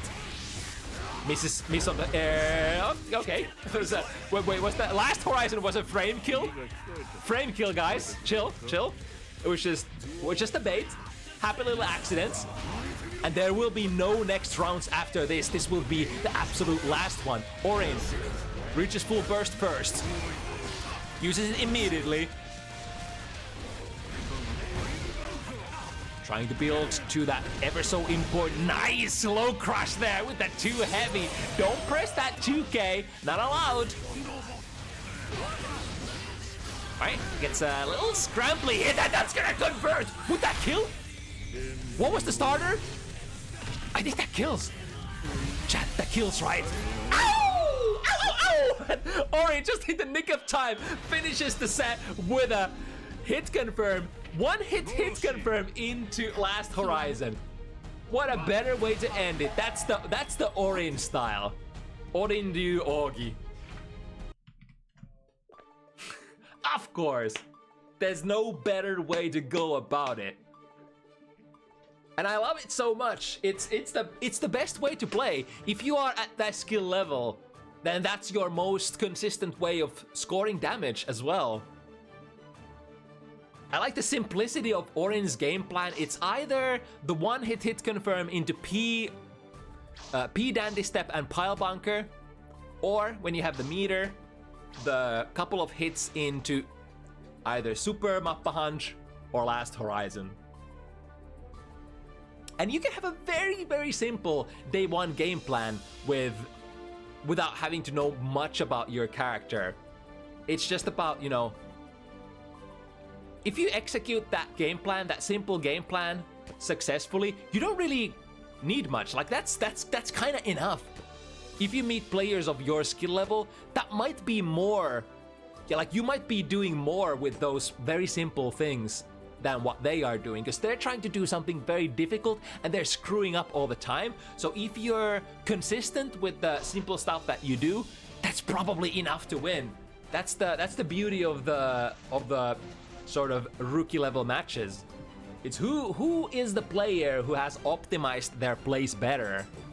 It's not necessarily about who knows more stuff, or you know, who has the more information or whatever. It usually comes down to which player is more consistent. Which player is doing the things that they can perform, that they can actually do and not drop. Yeah. Nothing more to say. That's cool. That's cool stuff. All right, let's see where we could dump our viewers moving forward. Gender neutral should be on, right? Do we finally get to raid gender neutral? Or maybe not. Let me see. Aren't they running today?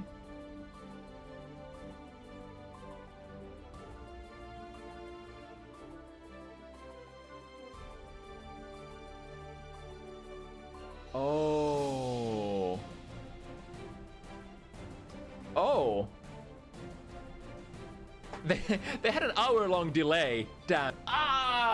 This is cursed. Every single time I'm like, do I finally get to like raid gender neutral? But every single time when we end after like 9 p.m. CEST, there's always like a little bit of a delay, so we have to go for something else. All right. What else? What else is on the menu? Oh, you know what? There's Untitled. I think this is like the first time in a while since Untitled has been on. So let's go for a raid on that instead. So yeah, with that, I want to thank everybody for watching. Thank you once again for being with us for another episode of Bounty Hunters. If you would like to play in the next week's event, you can join my Discord. The signups will be posted briefly after the stream goes offline. And yeah, nothing else, nothing more to say. See you next Sunday. Enjoy the rest of the evening. There's gonna be a lot of Guilty Gear footage, let me tell you that much. Many tournaments going on Sundays. Lots of stuff to choose from. Alright, but till then, stay safe and bye-bye.